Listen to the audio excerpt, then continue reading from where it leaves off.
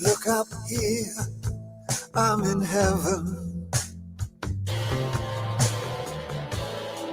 I've got scars that can't be seen.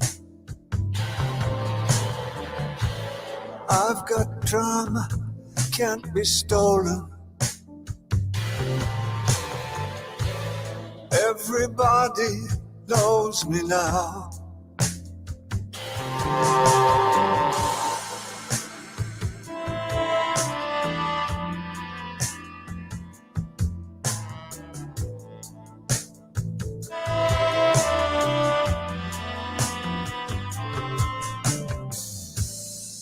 Look up here, man, I'm in danger. I've got nothing left to lose. I'm so high it makes my brain whirl. Drop my cell phone down below.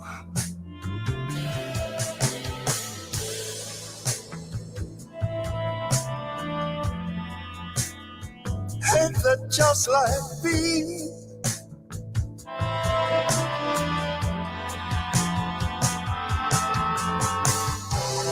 By the time I got to New York, I was living like a king. Then I used up all my money. I was looking for your ass. This way or no way.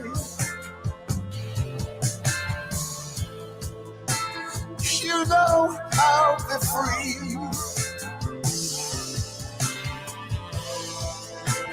Just like that bluebird. Now ain't that just like me?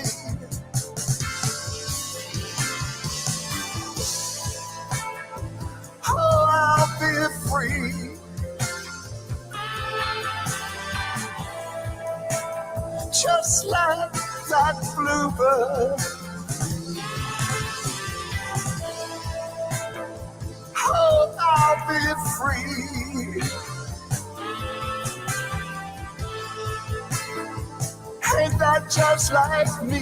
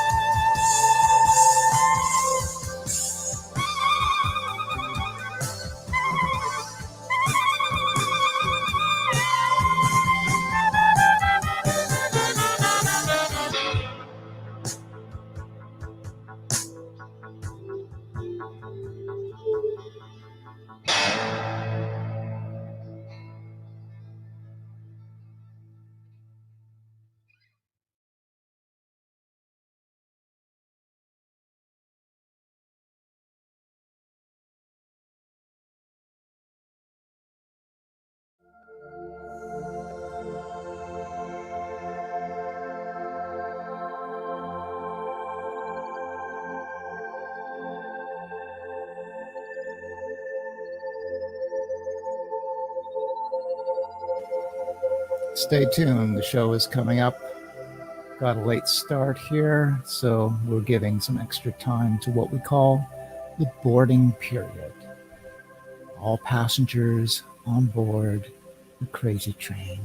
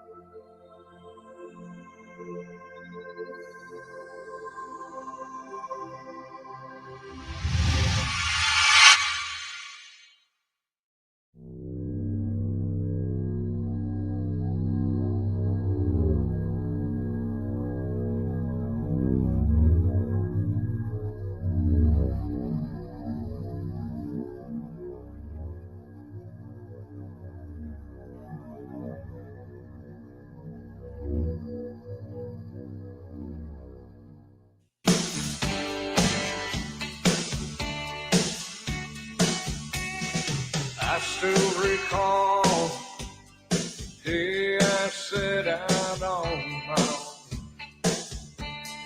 Not much at all, but dreams to make it all home. Then came the time, standing for all that I knew. Days and nights, taking the pain that I lived through. You at my side, finding the strength to move ahead, crossing the line with help and love from a friend, holding the light that many thought was dead. I've ridden the wind with the sun in my face. I rode in the wind in the cold and rain. No, I wouldn't change my life by one day. I'll ride in the wind till I'm home once again.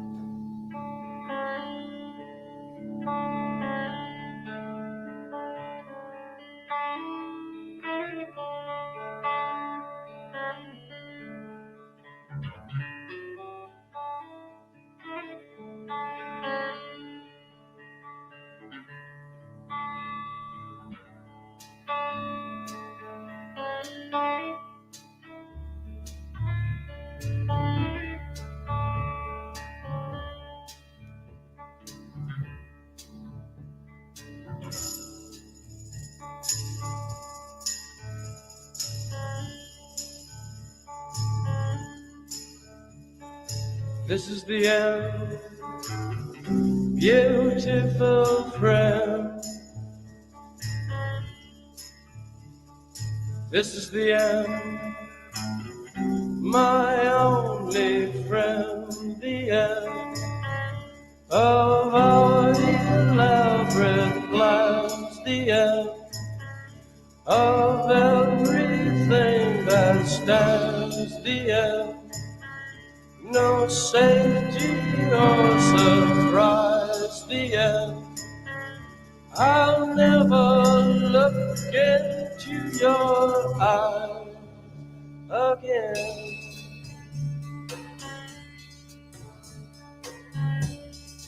Can you picture what will be?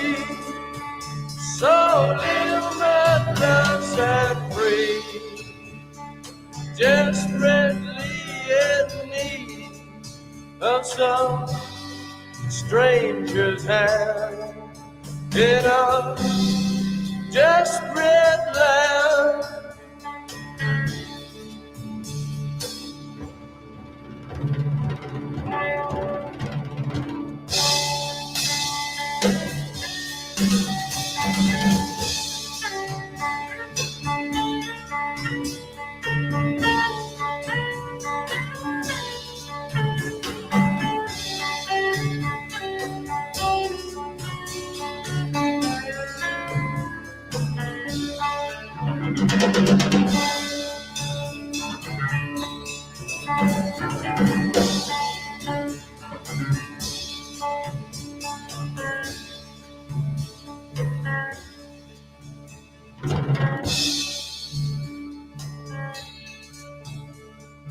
Lost in a romance, wilderness of pain, and all the children are insane. All the children are insane. Waiting for the summer rain, yeah.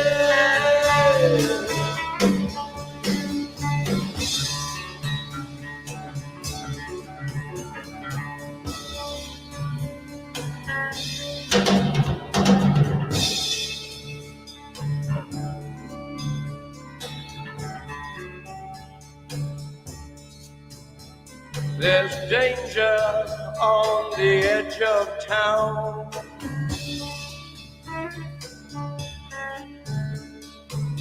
Ride the King's Highway.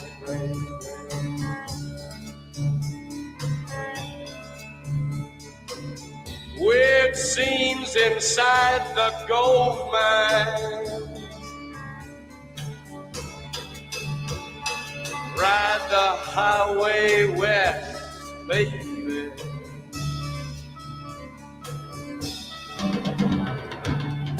Ride the snake. Ride the snake to the lake, the ancient lake, baby. The snake is long, 7 miles. Ride the snake. He's old and his skin is cold.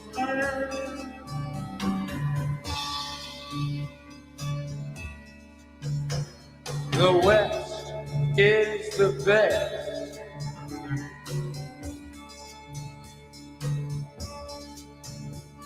The West is the best. Get here and we'll do the rest.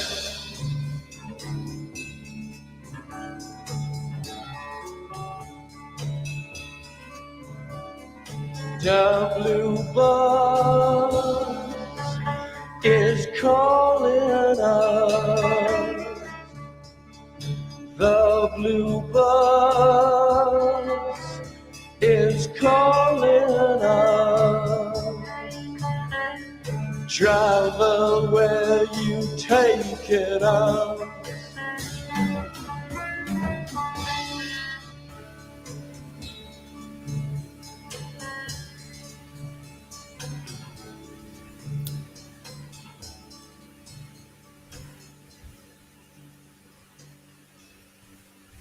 Yes, indeed. Driver, where are you taking us? Amazed and a little bit crazy. Just turn off my fan, get rid of that background noise.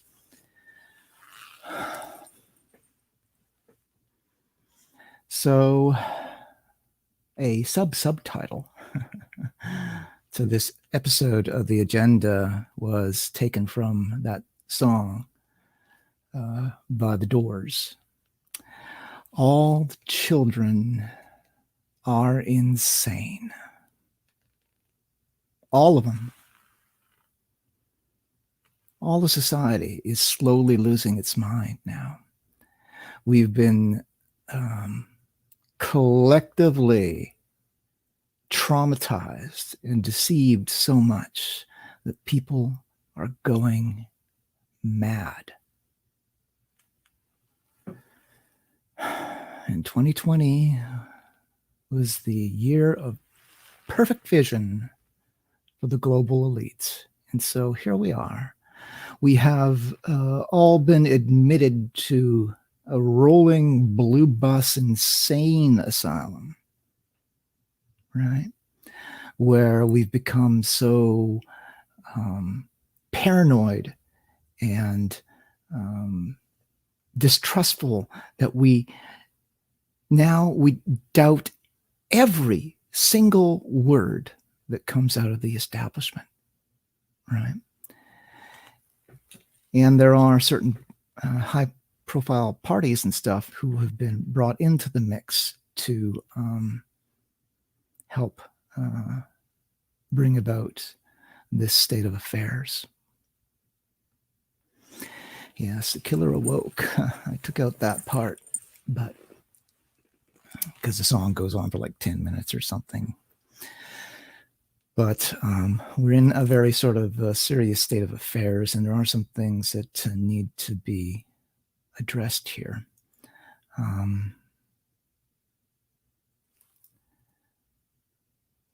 Let me just sort of refresh, because I want to sort of pick up where I left off in last week's show, where I first sort of addressed this whole topic of what's going on with David Icke and this movement that I'll call the virus denial movement.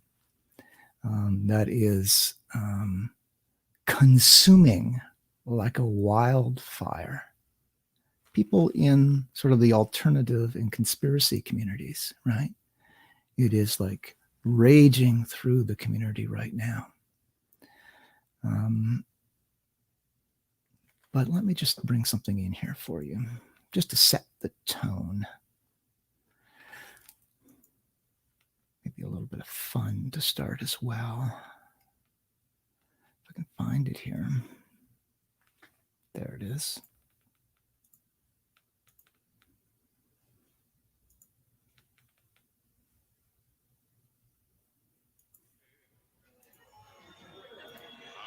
Mr. Roger Pratt, please call the hotel operator.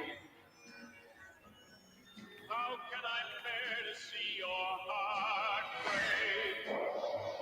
To see your heart break over me.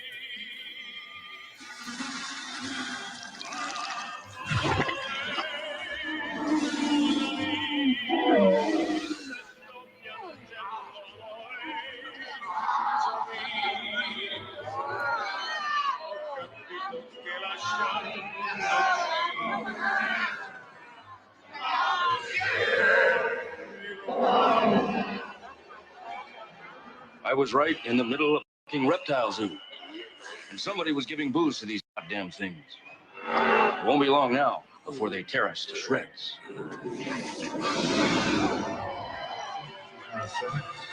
You mentioned how Henry. Sweet. You understand that? I just want to say, Please! Tell me about the fucking golf shoes! Jesus, God almighty, look at that bunch over there, man. They've spotted us. That's the press table, man. You're gonna have to sign in for our credentials. Okay. That's the press table. That is precious. That's the press table. That's from the movie Fear and Loathing, which is quite a well. The movie is a fairly good adaptation, I'd say, of the way out there book by Hunter S. Thompson. I've read it a few times. It's a decent book, although it's questionable in parts, in kind of a seedy, disturbing way. I wouldn't recommend it to my Christian followers. Hunter S. Thompson was not known for his conservative traditional values, except for maybe the Second Amendment. But let's just keep rolling here because I want to set that tone. Okay, so this is the tone of the virus denial crowd, because the whole virus denial thing now is officially being led by David Icke, who I talked about last week. So I just want to refresh you on some of this stuff, but particularly some of the funner things. So let me just bring you another one here.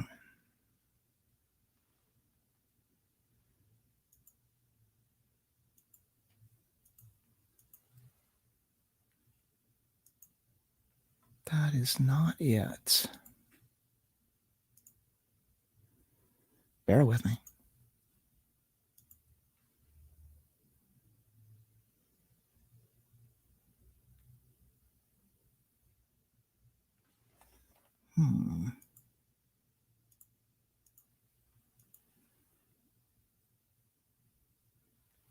No, that doesn't seem to be it either. Something seems to have gotten mixed up here.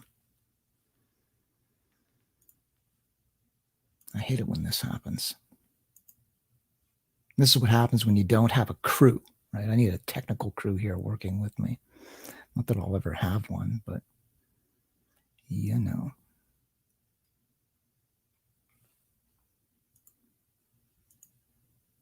Let's try this again, because I could have swore that was the right one. The moon. No, that's not yet. Huh.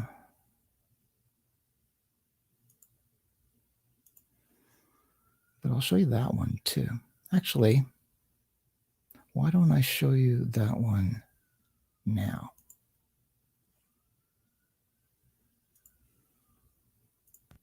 The moon, Earth's only natural satellite. It orbits the planet approximately every 27 days, at a distance of 380,000 kilometers away. In total, 12 people have walked on the moon in various missions between 1969 and 1972. But there is a widespread popular conspiracy theory that the US staged these expeditions in a film studio, and mankind has never actually been to the moon. However, some theorists go one step further, presenting the notion that not only the moon landings were faked, but the moon itself is fake too. Instead, they argue, it is a hologram projected by a conspiring government alliance. But could there possibly be any truth in this? Is there any chance that the moon as we know it doesn't even exist? In 2013, YouTube user Crow777 began posting a series of videos, which he claims show proof that the moon is not what it seems. After over a year of observation, Crow filmed what he called lunar waves, which look like ripples passing across the surface of the moon. According to Crow, these waves demonstrate that the moon is a hologram. He says that the ripples are actually power glitches in an artificial electrical system. He further asserts that he has been contacted by 3 individuals who are supposedly privy to classified information and were able to confirm his suspicions. And Crow777 is not alone in his beliefs. Prominent conspiracy theorist and outspoken broadcaster David Icke argues that humanity should not be tricked into believing the moon exists just because figures of authority have said that it does. Icke strongly advocates the idea that the moon is not a natural body, stating on his website that it is instead a control system, manipulating our sense of reality to make us the slave race of those who are doing it. David Icke offers a variety of explanations for the purpose of this elaborate hoax. He suggests that the hologram could be part of global Illuminati interference.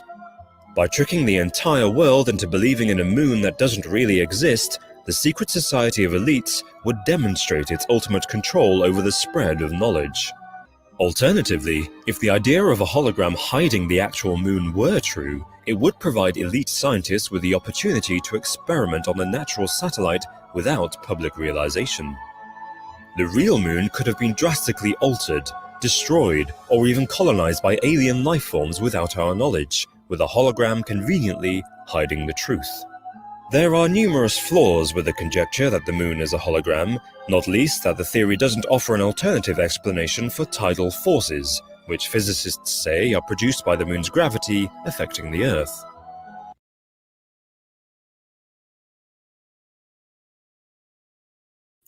Okay, so what I'm doing here is I'm just quickly playing some brief clips that I featured last week, because I want to get people into a state of mind, into what I'll call not a New York state of mind, as Billy Joel would say, but a David Icke state of mind.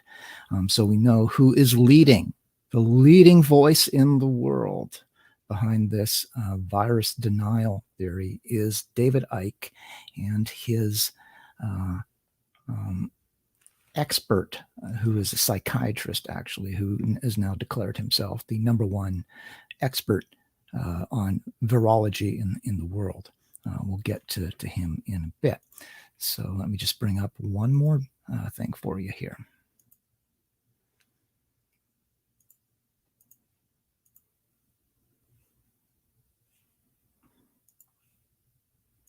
It's one of the most bizarre conspiracy theories today. Ancient, blood-sucking lizard people disguised as humans who secretly rule the world. Where did this bizarre theory start? And is there any chance that it's all true? They go by many names. Anunnaki, Dracarians, or reptilian humanoids. But most refer to them simply as the lizard people. This conspiracy sounds like something right out of science fiction. According to the theory, lizard people are cold-blooded, human-like reptilian creatures who can shapeshift into human form on command.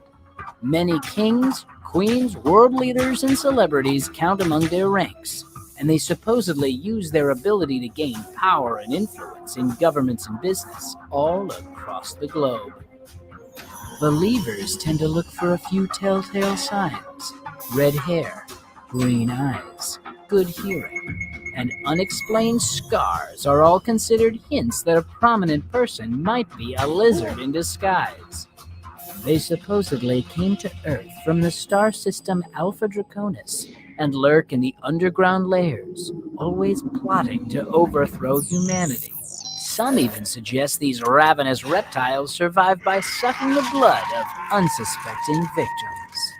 If this sounds less like fact and a little bit more like fantasy, that's because it is. Scholars believe they can trace the origins of this outlandish conspiracy to a short story called The Shadow Kingdom, which was published in a magazine called Weird Tales in 1929. In this story, there's an ancient, almost extinct race of reptilian humanoids who rule the world from the shadows, using their magic to disguise themselves as any person they want. Sound familiar? So that's where the idea started. An innocent short story about shape-shifting serpent men who control the earth. But how did it go from science fiction to all-out conspiracy theory? You can thank a man named David Icke for that. Icke is something of a celebrity conspiracy theorist. He wrote a book in 1999 that popularized the lizard people conspiracy. And over the years, he's given talks all around the world and written more books on the subject.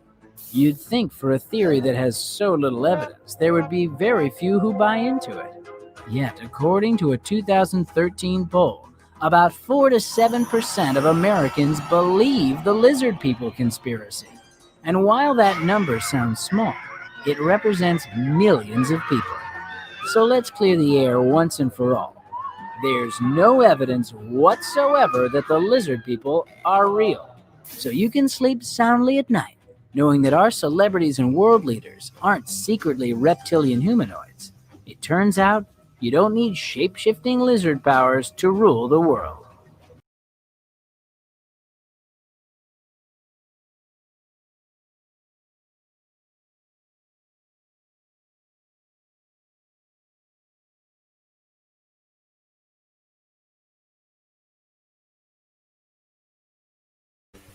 Okay, so did that get censored? Did anybody see that video clip? See, that's interesting because that particular video clip is licensed to YouTube and monetized through YouTube. So it's in my final high quality version of my show last week, and it's fine. There's no problem. And YouTube says, okay, any advertising that appears while you show that, the monetization goes to the creators of the video. So it's licensed to YouTube. So why YouTube would be censoring it, I don't know. But maybe they are. In any case, what I'm going to try to do now that we've sort of set tone here, is I'm going to try to bring in the Facebook audience.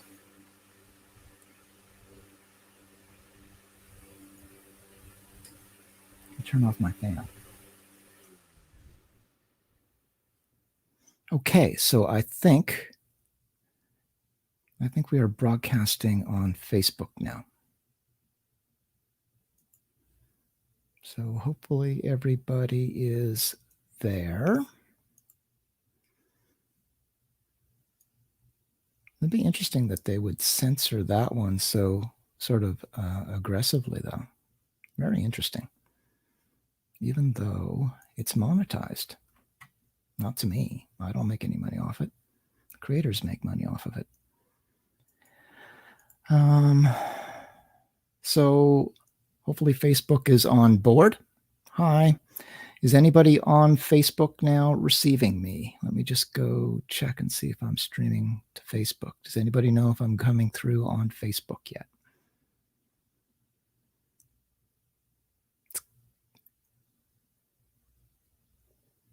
Yeah, that's an interesting one. The interesting thing with that one is that, like I say, it's in my final version from last week, and they don't censor it at all. They just say that it's monetized to the creators of the video. So when the video plays, any commercials at that time, the revenues from the commercial get sent to the creators of that video. They don't get sent to me. I've never made a dime. I'm not even set up for monetization on YouTube. I'm not in this to make money. Oh, you see me on Facebook. Very good. All right. So I guess we can get started here. So yeah, for the Facebook crowd as they come in, let me just say that I started on YouTube, just sort of setting a tone, reminding people of sort of the mindset of the person who has become the global face of the virus denial crowd, and that's David Icke. Now I'm going to play another clip that this one should be fine to play on Facebook and on YouTube, because it is what they call fair dealing usage for educational purposes, and the creators aren't creator Nazis. So let me just bring that one in for you. And this will give you just the final little briefing on who David Icke is and what he believes. And then I'll address why that is such a problem.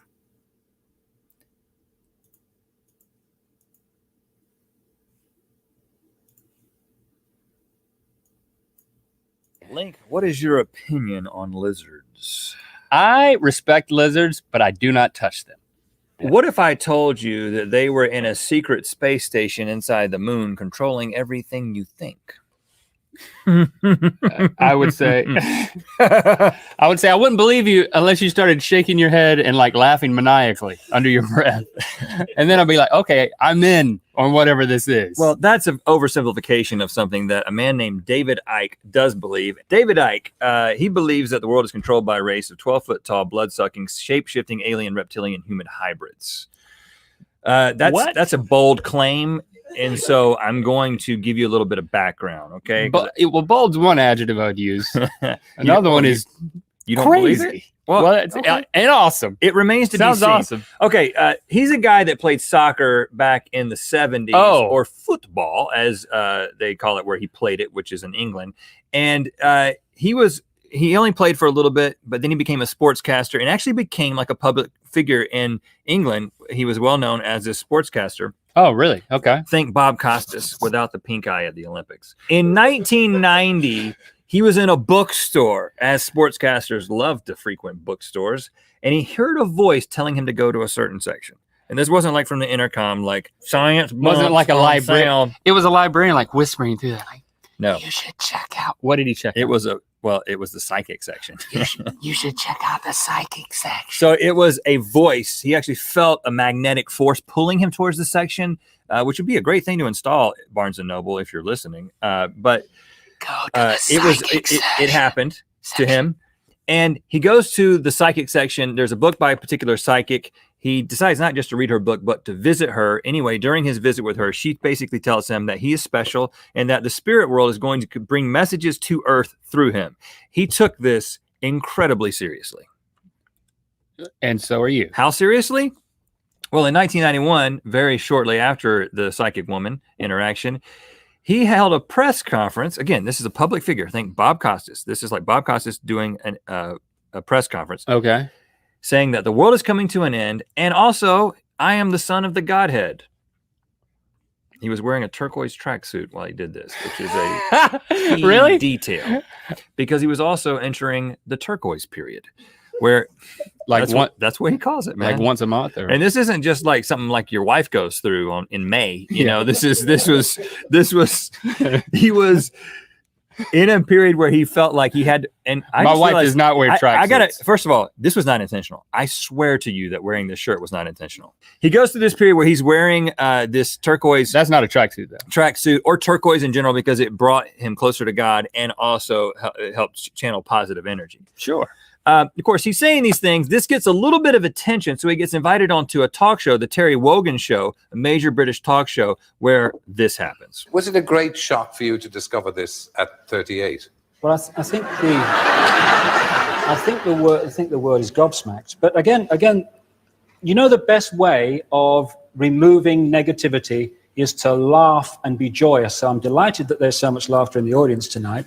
But no, it's But just let me say this. They're laughing at you. They're not laughing with you. Fine. Everything kind of unraveled for him after that point. He was a laughingstock in England and beyond, and he couldn't go into a pub without being made fun of. He was being chased by the paparazzi. People were like, "It's Bob Costas." I'm putting it in terms for you. Bob Costas is crazy. He always wears a tracksuit. Mm-hmm. So this got into a point where he was willing to just let go of. He had no reservations. And he just started saying exactly what he thought, which is he believes the world is controlled by a small group of people called the Babylonian Brotherhood, kind of like the Illuminati. You know, they've infiltrated the government and they're running the world. They're the people who are really in control, not the puppets like the presidents and the prime ministers, but actually the Babylonian Brotherhood. But they're shape-shifting lizards? They're shape-shifting human-lizard hybrids, Link, because back in Babylonian times, thousands of years ago, these lizard aliens came to Earth and they mated and they made human-lizard hybrid people that have started this race. There's multiple races, but let's keep it simple. They've started a race of hybrids that have through the generations, ruled the world. You can't tell it because they're shape-shifting. You can't just look at them. They don't have weird eyes or anything. They don't smell like they've been in a pet store. They are just these hybrid shapeshifters. But here's a few people that he believes are these lizard people. Queen Elizabeth II, the Bush family. That's George, the first George and the second George. Bob Hope, Al Gore, Chris Christopherson, country singer and actor, and Boxcar Willie.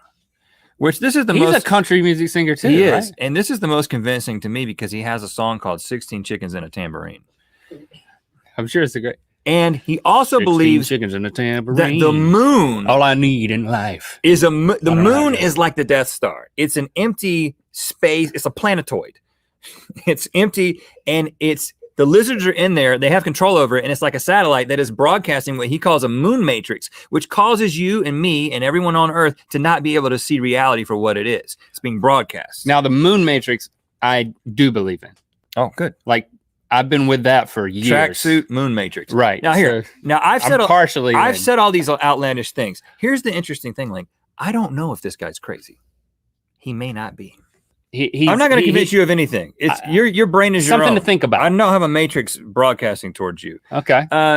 It's just not as simple as just saying, "Oh, he believes these crazy things," and that's it. Like, I'm just going to give you the full story. Okay. So, is he just a crazy dude in a tracksuit that nobody listens to? No, he has a massive following, millions of people. Really? Huge following. He goes on these tours around the world, and he does 8 hour-long lectures in thousands like in of hotel people. lobbies. No, in like hotel theaters. like rooms. No, he sold out Really? the Wembley Arena. That's over 12,000 seats. Wow. You know, he's a very charismatic guy, and he's funny, and he's got like some interesting visuals, and you know, he's got this message that really resonates with Does he people. not mention the lizards? Is that really what no. it is? He talks about the lizards.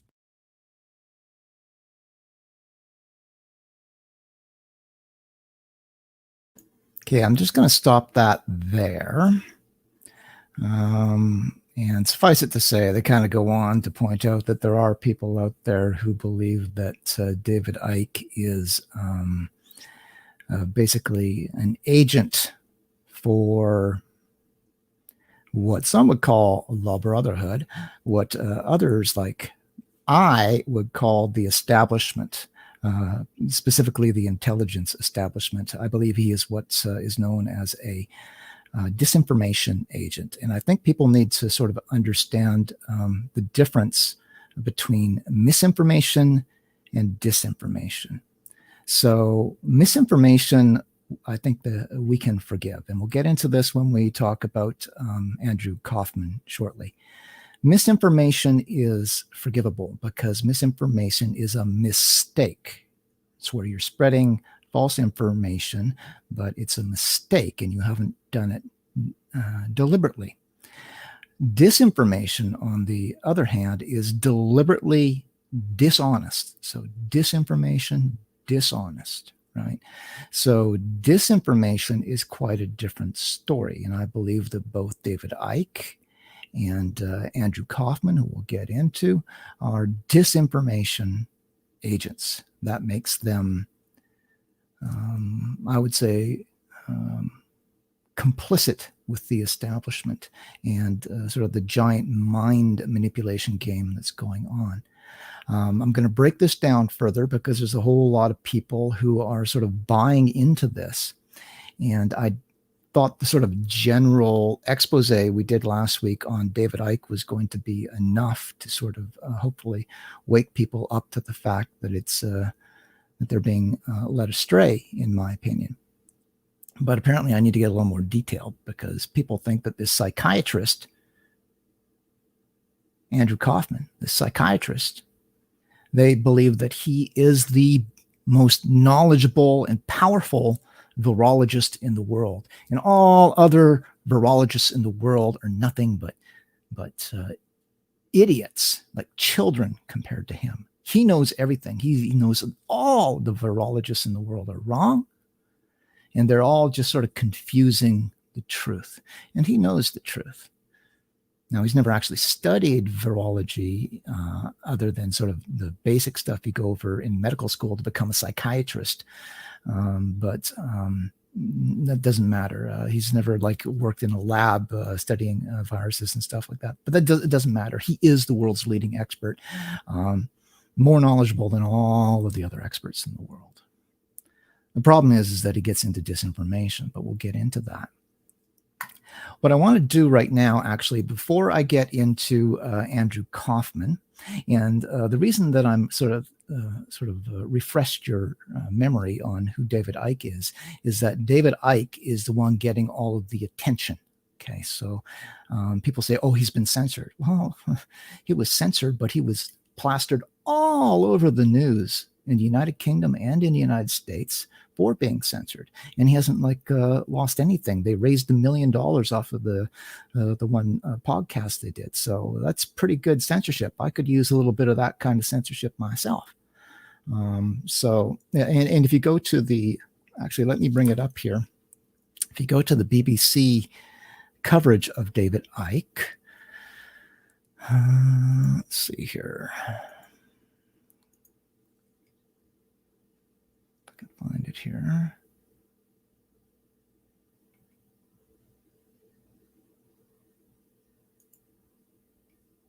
It's not it.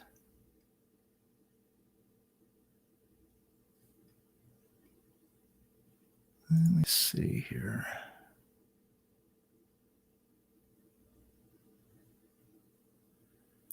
Things kind of got messed up here. Anyway, the point is that when BBC covered David Icke, they went over the fact that he was censored on YouTube, but they didn't take apart in any sort of meaningful way, right? If you made me a full-time journalist for the BBC and you cared about the disinformation that David Icke has been accused of putting out there, okay, if you took me and made me a full-time investigator, give me a week, let alone 2 weeks on David Icke, and I will shred him. Okay, I will shred him and feed the remains to the lizards. Right? But BBC, nothing even resembling that. They just listed some of the reasons why YouTube took it down. Didn't do. They had somebody who was an analyst whose job was to basically fact check people, and this analyst did like virtually nothing to expose the problems with what Icke was saying. So the story just really sort of confirmed the idea that David Icke is this oppressed hero for truth. And it has resulted in all kinds of people flooding into the David Icke and Andrew Kaufman arena. And I believe that this is not an accident. Okay, because if you've got anti-establishment messages, the best thing that you can do is make sure that message is in the hands of somebody that is easy to discredit. Okay, so they have done a very weak attempt at exposing David Icke, right? They haven't really taken him apart, and it's hard to actually find anybody taking David Icke apart. But there are some out there, and I'll review some of the stuff out there because I've had to do some research. I've had to look at some journal articles and stuff myself to sort of address this in a meaningful way and sort of describe why it's a problem. Now, what I want to do first, though, before I get into that, is I want to do the first edition, what I'll call an agenda update. And this is going to be an update on a story that I covered last week on my concerns that there are sort of violent, angry impulses emerging in the Christian community out there.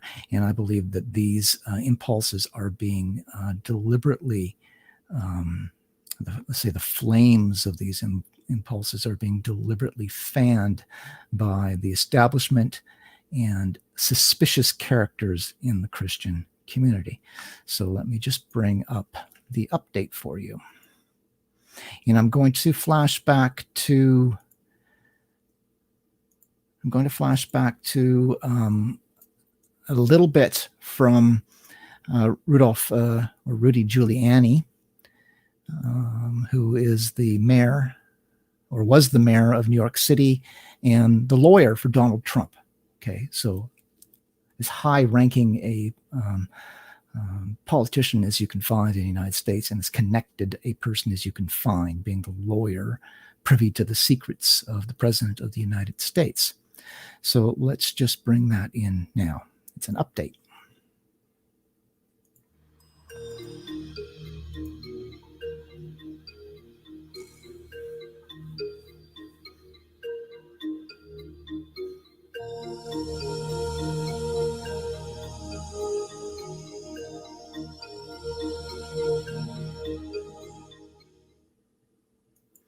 Okay, now, once again, I'm going to play some clips here to illustrate what I'm talking about in terms of they are provoking the population. Deliberately, I would say, poking the most vulnerable, naive, easy to anger people out there in the chest, trying to provoke them into violent reactions. So just watch this. So this Black Lives Matter movement, when you hear it, please don't think it's about Black lives. They have an agenda. They want a totally different kind of government that is on a socialist communist model, and that gives preference to people of one race. This is planned. This is planned by Black Lives Matter. It's funded by Soros to the tune of $30 or $40 million. And the plan is to change your government, to take it away from you, to take away from you a government based on free enterprise, to take away from you your Second Amendment right to bear arms, to take away from you really your right to have a religion. Soros is a notorious atheist, proclaims the fact that he's an atheist. So are Marxists, by the way. It's one of the cores of Marxism is atheism. Okay, so as I underscored last week, who is Giuliani poking in the chest there? Who is he trying to alarm? Okay, the evil George Soros is an atheist, and they want to take away your right to have a religion. Those despicable, like George Soros is so despicable that he will even admit that he is an atheist. Can you imagine anybody being so despicable? So who is Giuliani targeting with his message? Let's go back.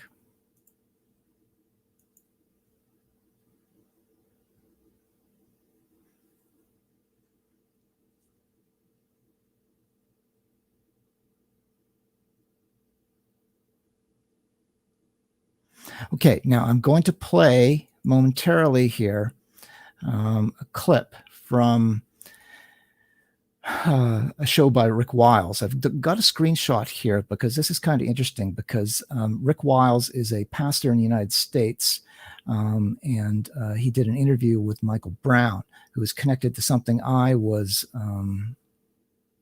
working around the perimeters with myself here in British Columbia. So Michael Brown is a popular radio evangelist who supported the criminalization of homosexuality in Uganda and was involved in BC along with Sid Roth, who's a popular television Christian figure, in encouraging the creation of the West Coast Christian Accord, which is now the One Accord. And he was working behind the scenes with Sid Roth, basically supporting the West Coast Christian Accord. I know this because I was connected to people who were working on that. And I eventually had sort of a falling out with them because I no longer trusted their motives and sincerity. I'm not going to rehash that all over again, but it's interesting to note that there are connections across borders between these people. So Michael Brown connected to the West Coast Christian Accord, now interviewing Rick Wiles. And who is Rick Wiles? Again, he's a pastor. He formerly worked at CNN before moving on to the Christian mega stations. So CBN, that's the Christian Broadcasting Network, and TBN, the Trinity Broadcasting Network.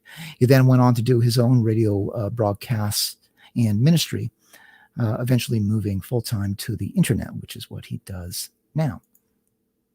So I'm going to play a couple clips. The first clip, I believe he is addressing people who are trying to get Donald Trump out of office, either through impeachment or by doing whatever they can to make him lose the election. So that's coming right up, and this is what he has to say about that.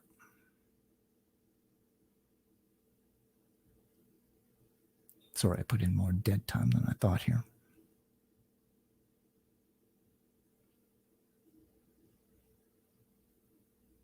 Pastor Rick Wiles talking about the evil lefties trying to get Trump out of office. If they take him out, there's going to be violence in America. That's all there is to it. And when we say take him out, however he leaves, there's going to be violence in America. And I believe there are people in this country, veterans, there are cowboys, mountain men, I mean, guys that know how to fight. Veterans, cowboys, and mountain men. He does not include in his list any intellectuals, like, say, some of the intellectuals that have led revolutions in the past, for instance. He mentions veterans, cowboys, and mountain men who are going to be outraged, and they're going to apparently take up arms, and they're not going to take it. Okay. And they're going to make a decision that the people that did this to Donald Trump are not going to get away with it. And they're going to hunt him down. I'm serious. They're going to hunt him down. I don't want it to happen. I don't want to see the country go this way. But once hell breaks loose, if these people in Washington think that they're going to get away with it, it's not going to happen. The Trump supporters are going to hunt them down. It's going to happen. And this country is going to be plunged into darkness. and they brought it upon themselves. Okay, so July 23rd, so just a little more than a week ago. So this is a Fox News report. Once again, this is from 2015. So the questions were still going on in 2015. Why is the Department of Homeland Security buying so many bullets? And they're still going back and forth on the reason why. Of course, Fox News never comes out and says the real reason why. They're just questioning it and making inferences. And Because nobody wanted to say Obama was building a massive private arsenal. army. He said he was going to have an army. Yes. Well, this actually was updated in 2015. The original article was published in 2013, and they actually made fun of people in this Fox News article. They tried to say, if you think there's something sinister to this, it's actually just the government buying ammunition at low prices. Well, some lawmakers want to know why the Department of Homeland Security is apparently on a huge ammo buying spree. This is a just placed order for more than 300,000 bullets, just the latest in a series of contracts that could add up to more than 1.5 billion rounds of ammo over the next 5 years. Critics say that's enough bullets to supply the equivalent of the Iraq War for 24 years, and they want to know why the DHS is doing it. Congressman Doug LaMalfa is one of the lawmakers demanding answers. People are wondering why, for example, is the Social Security Administration getting almost 200,000 rounds of hollow point ammunition? What is it about our Social Security checks? Yes, this is a very good question as to why the government was buying, over 1 billion rounds of ammunition and giving it to people like, Social Security and even the post office and stuff. Why were they doing this? Administration that we have guys toting hollow point around with them. Now, if it's for target practice, there's an awful lot of hollow point going out to these various agencies that aren't appropriate for target practice because they're much more costly rounds. Yes, hollow point bullets are designed to kill, basically. And they've sent out an awful lot of them. It's almost as if the government was anticipating some sort of massive civil unrest where they were going to need an awful lot of bullets, and not just your regular bullets, but hollow point bullets. Okay, not allowed to use hollow point bullets in warfare. It's banned. But let's just go back to Rick Wiles. Homeland Security built a massive ammo stockpile of not just regular bullets, but hollow points. The U.S. military is not permitted to use hollow point. It's against international law. That's right. But not against domestic law. But not against domestic law. What Obama planned for evil is now going to be used against his communist revolutionary forces. And Homeland Security has a massive stockpile of hollow point ammo that they're getting ready to turn loose on Obama's revolutionaries. And I want you to pay attention here to the continual use of terms like communist, Marxist, socialist, and the fact that whether we're talking Giuliani, or whether we're talking Rick Wiles, or whether we're talking Senator Tom Cotton, who some people think is going to be the next Republican candidate for the president, any of these figures, they're always throwing out these terms and doing what back in the 50s and 60s would have been called red scaring, right? And they're conflating these three terms, Marxist, communist, socialist, like they're all the same thing, right? But they're not, and I've talked about this before. Pay attention to the use of these trigger words. Mr. Meadows, please tell President Trump that he is now in possession of the bomber bullets. 2 billion bomber bullets. You're in possession of them now. You got the bomber bullets. And you can put down the the insurrection. You can put it down. I like that little Freudian slip there, eh? You can put down the resurrection, said the Christian pastor, who I don't think is a legitimate Christian pastor. I think he's a poser, but we'll get into that. You have the bomber bullets in your hands. And you don't have to tolerate this anymore. They were purchased for the purpose of putting down an insurrection. Well, you got one. So put the hollow point bullets to good use and get out there and put down this communist revolution so the rest of us could live our lives peacefully. And we don't have to stay up at night wondering if our homes are going to burn down.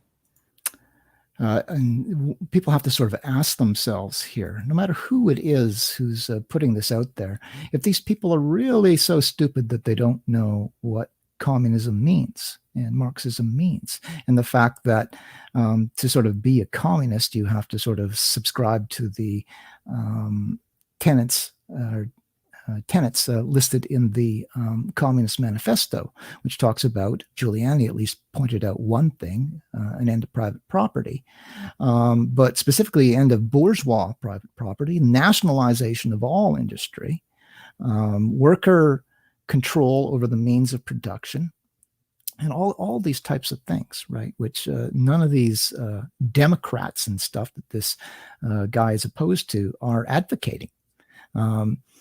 Joe Biden, even though 90% of the Democratic Party supports health care for all in the United States, Joe Biden has flatly refused to promote health care for all.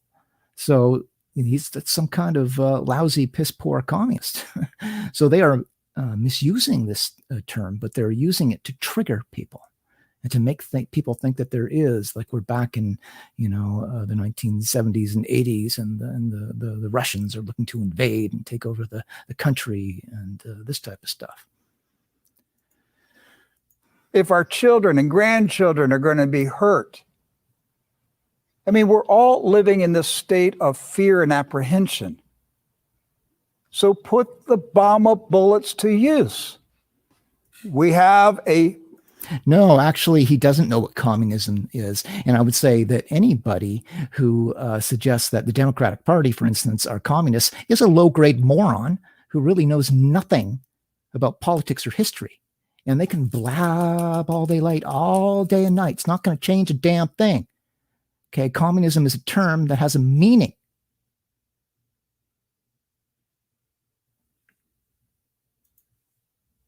Marxist communist revolution underway, people trying to start a civil war and destroy our country. So now Donald Trump is in charge of the federal forces and Obama's ammo depot.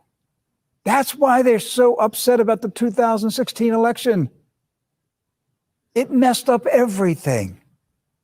Their plan was to finish us off. And it didn't go their direction. Almighty God knew what the plan was. He knew the wicked, evil scheme that Hillary Clinton would carry out. And he stopped it. And Donald Trump doesn't need General Milley. He doesn't need Mark Esper. He doesn't need any of them for approval. He's the chief executive, and those federal officers are under his command. Yes. And he can send them. And he's doing it. Obama was buying the bullets for a war against you and me. And he's not in control of it anymore. And wake up, left. Do you realize what we're just telling you? Homeland Security has enough ammo to fight you for 30 years. And half of you aren't even armed. Bring on your revolution. Bring it on. Bring on your Jacobin revolution. Okay, so this is what we have going on out there. We have politicians. And back to Giuliani. One of the cores of Marxism is no private property. They want your property. They want the government to control it. But they do want one preferred class, and that's the people who are they're going to get like a lifetime salary. And that's going to be black people will get that. And they'll also get to choose property that they want. And that's the reparations for slavery. Except it'll include black people that came from the Caribbean, and it's going to get paid by white people who never had anything to do with slavery, ever. So I don't know why people who came here after slavery was over, I don't know why they would pay, what are they paying reparations for? They didn't do anything. Their family did anything. I don't want a group that hates white people, that hates America, that wants to destroy our system of government, that has been organized by Marxists and funded by terrorists, well, they hate our civilization. They hate it. And that's why they tear down monuments and burn flags and kneel and national. It's all part of getting as many people to hate America. They undermine our educational system with this 619 program. We have got to get together. We have to be together to preserve the American way of life. George Soros, Black Lives Matter, and the left wing are trying to rip it away from us. And I'll be darned if they're going to get it. So, yes, I just wanted to provide a little update there to show that the massive psychological operation that appears to be designed to trigger violence in America. Okay, so when you look, for instance, at Rick Wiles, he's talking about veterans. And I would say he's talking specifically to veterans, cowboys, and mountain men. Okay, because these sort of Appalachian mountain rednecks, right, are armed to the teeth, right, and they tend not to be particularly educated, and they are easy to manipulate. Okay, and we saw this gathering on the legislative steps in was it Michigan, Wisconsin, something like that, where they had all of their assault rifles and stuff, and were daring anybody to take away their rights and stuff, right? And again, once again, these veterans, cowboys, and mountain men, right? So they're trying to provoke them. Okay, all of these people like Rick Wiles and Rudy Giuliani who are provoking this, these are criminals. If violence breaks out in North America because of this provoking action, these criminals all need to go to jail. Okay, that is not how leaders behave. Leaders are supposed to promote unity and peace in your country. They're not supposed to provoke war. And yes, I know that Rick Wiles is on the far right wing, but all he needs to do is provoke a number. So some of these British Israel nuts and some of these Christian identity nuts, right? People easy to anger who believe that there's some, devil plot to take over the world, right? These people are dangerous. Okay, and they are trying to provoke them. And I'm very concerned about what's going on. There is no middle ground. All we have is one extreme and the other extreme yelling at each other and getting more and more angry. And the establishment, the people who are supposed to be leading us and trying to calm that down are not calming it down. They're trying to provoke it and make it worse. So that takes us back around to our subject at hand. Now, although just before I close there, I want people to keep in mind something that I've said before and something I'm going to be documenting in an upcoming episode of The Agenda, which is CIA and intelligence infiltration of the media. Okay. Going on for a long time, and they are active on the web, and this is easy to document, and I'm going to be documenting this. The media is saturated with intelligence assets. Now, you can't necessarily identify any given one because they're intelligence assets, and they're undercover, and they're not going to identify themselves, right? They're just going to do their mind manipulation stuff out there. And Rick Wiles was in CNN, right? This what I would call intelligence saturated media outlet, right? And then he went into Christian broadcasting, and then he went into shortwave and radio broadcasting, where he was basically speaking to the fringes of society. And we have examples, and I will bring this example up in the future, how the FBI has used people like Rick Wiles, actually funded them and supported them to provoke extremism. So I think there's a distinct possibility that Rick Wiles is probably under the employment of the establishment and is out there poking everybody in the chest and trying to provoke these radical extremists, these mountain men and stuff, right, into violent action. But control of information in a free society, and Noam Chomsky has talked about this, that when people think about propaganda and control of information, they tend to think of totalitarian societies like Nazi Germany and the Soviet Union.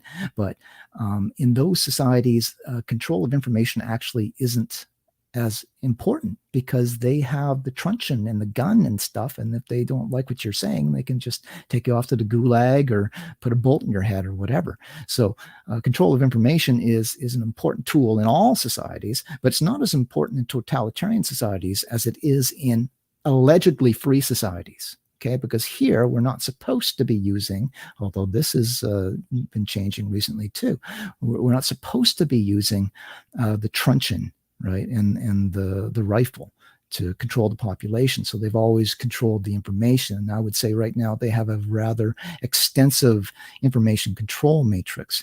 And they also have clever strategies, I would say, designed to discredit good information by polluting it with bad information. It's like taking a glass of purified water and putting poison into it, right?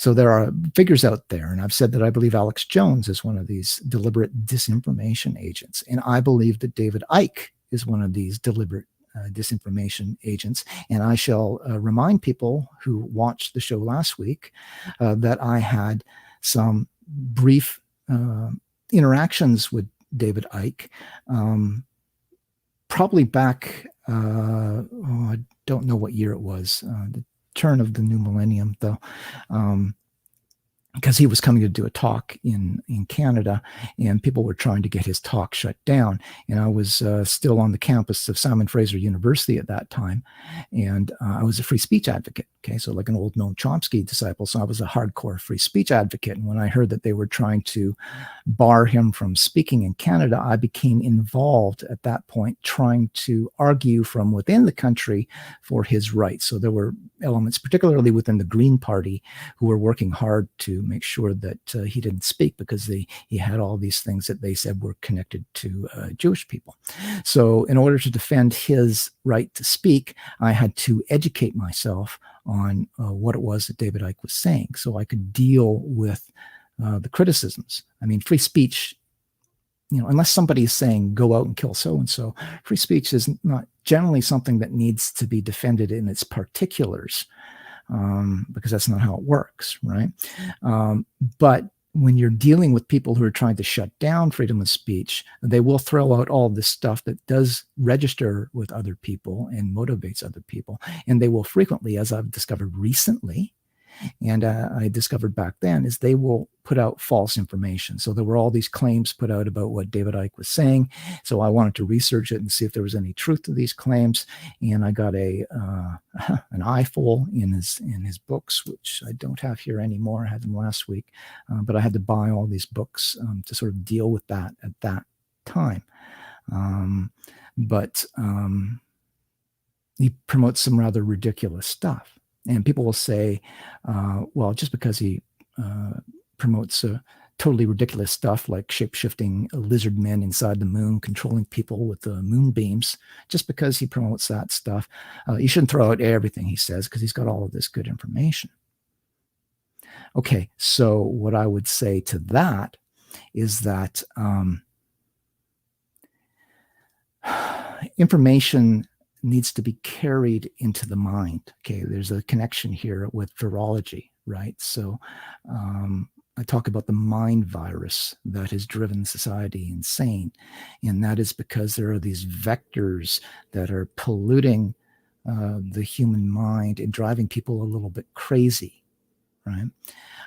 And when we are talking about getting good ideas to people, we have to make sure our vector, right, that thing that is carrying the information to people's mind, is not polluted.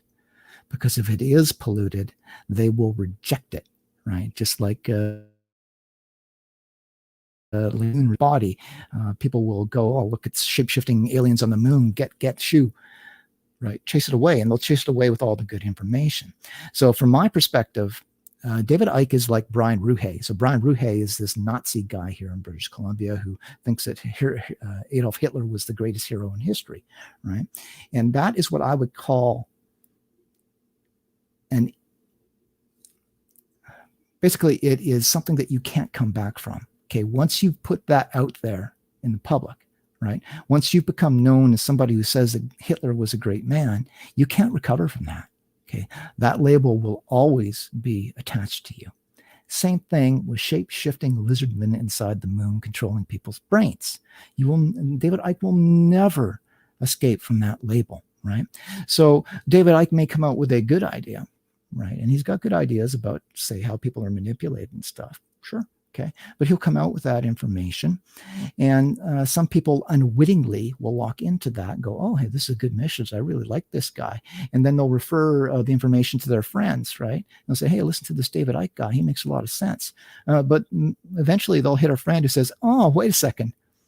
That's that shape-shifting alien guy who believes that there are lizards inside the moon controlling people's brains. Why on earth are you promoting that guy, right? And they'll get ridiculed. Right. So as soon as people hear that, they just throw everything out the window. So David Icke has zero usefulness in terms of spreading the truth. He's dangerous to the truth. And in this case, I would say that he's out there spreading dangerously false information and using as his scientific expert this Andrew Kaufman guy. We're going to get into Andrew Kaufman, who people for whatever reason, think is an expert on virology, but he's a psychiatrist. Okay. And we'll go over some of this here. So, like I said before, I want people to keep in mind the difference between misinformation and disinformation. Misinformation is a mistake. Misinformation, mistake. Disinformation is deliberate. It's dishonest. Disinformation, dishonest. Okay. And I am saying that David Icke and Andrew Kaufman are disinformation people, and we will now go through why I'm saying that. And I had to go through hours and hours of video, and I had to read journal articles and other sort of pieces that have been written on this subject. Whereas this will take maybe about an hour for me to go through this stuff with the help of these other people out there who have already gone through a lot of this stuff that I'm going to present to you. Just be thankful that you don't have to go through the hours and hours of brain draining stuff I did. And before I get into this, I want people to know that I am not saying that I'm an expert in virology, right? I wouldn't do anything like that. It's Andrew Kaufman, the psychiatrist, who's claiming to be the world's leading expert on virology, and that every virologist in the world is a low-grade moron compared to him, right? He's the only one who knows anything about virology, and all these 10,000 experts out there who presented these genome maps of the novel coronavirus, they're all low-grade idiot morons, and only Andrew Kaufman knows the truth. Okay, he's never studied virology in a laboratory. He's never been in a laboratory studying virology, but it doesn't matter. He's read a few journal articles, and he's got his basic medical training that he needed to get to be a psychiatrist, right? But he's never actually studied virology. But now, magically, he is the #1 expert in the world. But I, unlike Andrew Kaufman, am not claiming to be an expert on virology. I would never do something so stupid. But if somebody such as me, who is not an expert in virology, can take down Andrew Kaufman's arguments, that should tell you something, right? And just on that topic there, people have been saying, oh, well, he's a medical doctor. That means he really knows all of the details, and he's an expert on virology. No, he's a medical doctor, right? So he knows about treating certain conditions and stuff. Just like me, I've got a degree in history, but I'm not going to tell you I'm an expert in the history of Argentina. Okay, that's specialized knowledge, right? I'm a historian with a degree, but I don't know much of anything about the history of Argentina, right? A little bit, but I don't know much at all. And I would never claim to be an expert on Argentina. Same thing with a medical doctor, right? There are specialized people who specialize in certain things. And Andrew Kaufman is not a specialist in virology, okay? So let's just get into some of the people who have addressed this. Here we go. If I can find it here. It's always this dramatic pause.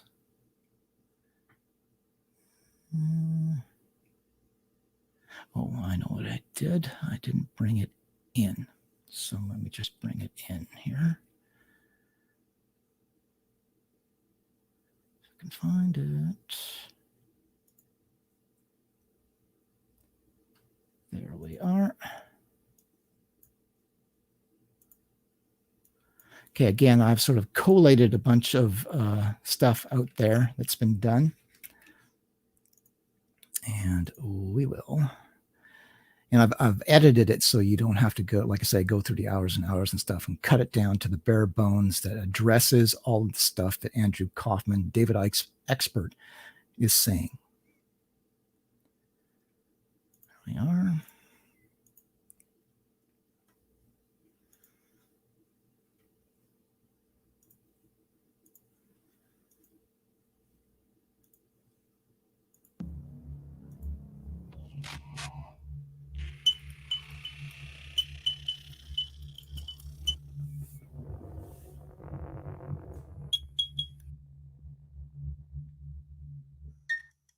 Hello and welcome back. Now, this week we're going to be looking at what I think is possibly the most dangerous piece of misinformation that's out there on the internet at the minute.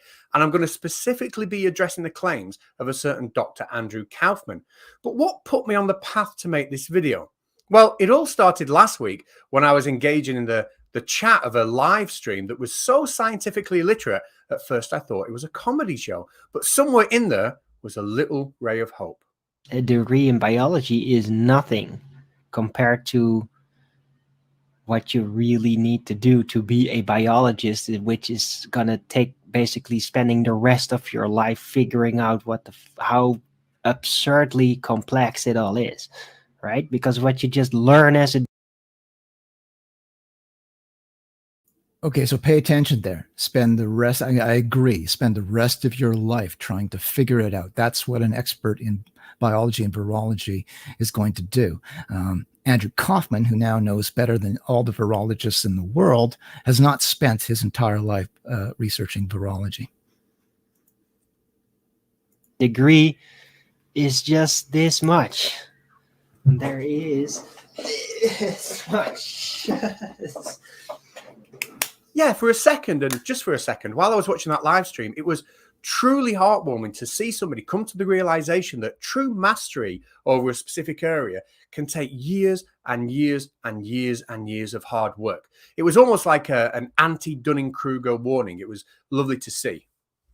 Until he ruined it by saying this. There's a good argument from a very baseline medical bottoms-up perspective to argue that viruses don't exist. Now, I have no idea how he went so quickly from realizing that biology is a big subject that takes years and years to master to suddenly pulling comments like that out his backside. It's quite spectacular, but he was convinced. Viruses could definitely be considered to be all fake as a concept in the first instance. Yeah, never before have I seen on one of these streams somebody warning against the effects of Dunning-Kruger before immediately following it up by showing how much they suffer from it. And if you don't know what Dunning-Kruger is, essentially it means that those people who have least experience in a subject tend to overestimate their competence in it. So the claim has been made, viruses don't exist, and that is quite a claim to make, but I'm sure he can at least articulate his reasons why. Maybe you should look into the alternative. I think it's called now field theory. Or was it opposing virus theory?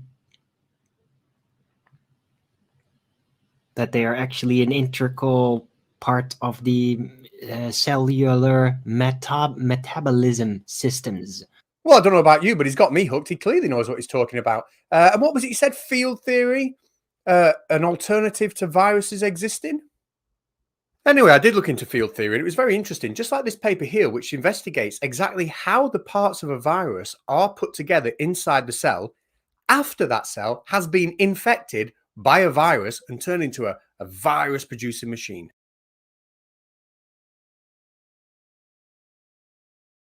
Yeah, very interesting. And it seems that Arwin wasn't the only one dropping knowledge bombs on me in that hangout. Now, I have changed the username of the people involved in this conversation to something a little bit more appropriate. But if you want to check the link in the description, I have linked you to the original hangout so you know I'm not making these up. Number one, I learned that malaria isn't real. It's just a scam. Number two, I learned that the idea that germs can make you ill, otherwise known as germ theory, has always been in doubt. Number three, did you know that all viral outbreaks that have happened in history have all been lined up with electromagnetics? So there I was watching the video, engaging the chat, being polite, which comes back to bite me on the bum later on, as you'll see at the end of this video. But I couldn't shake the feeling that, you know, virology is an established science. We know what viruses are.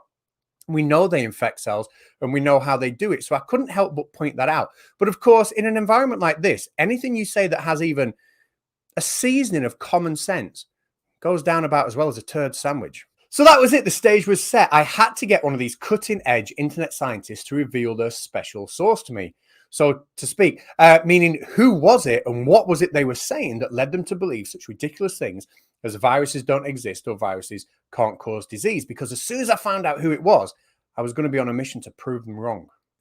So after asking for what seemed like a dozen times for the name of just one specific doctor or source that says viruses aren't infectious, I got this as the answer: Kaufman. So all that brought me to this video here, because knowing that there's a doctor out there that's actually contributing to that level of ignorance on the internet, I had to do a little bit of research on him. And the first thing I found out about him is that he's not very well researched. For example, we all know that COVID-19 has number 19 in the name because it emerged in 2019. I'm sure he couldn't possibly have overlooked that. This is COVID-19. Yeah, and lots of others, isn't there? Right. So there's at least 18 that came before it. Although 19 may have a special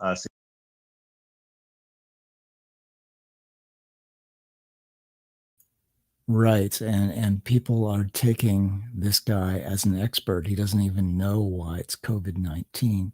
His defenders have said, oh, he was just joking. He wasn't joking. He had no clue. And you know why he didn't have a clue? It's because he's not an expert in virology. That's why. significance.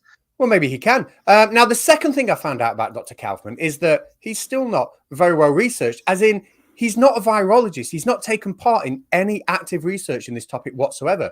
All he's actually done is take the same written evidence that's available to all of us, but just draw a laughably wrong conclusion from it. You know, what I've really done is, it's not that surprising or sophisticated. I've just taken the evidence that has been put forward by the scientific and public health establishment and just looked at that from a scientific perspective. Now, what is his new presentation about, and how is it going to show us that viruses do not cause disease? Today, I'm going to be talking to you about Cox. Sorry? Can we just play that again? Today, I'm going to be talking to you about Cox.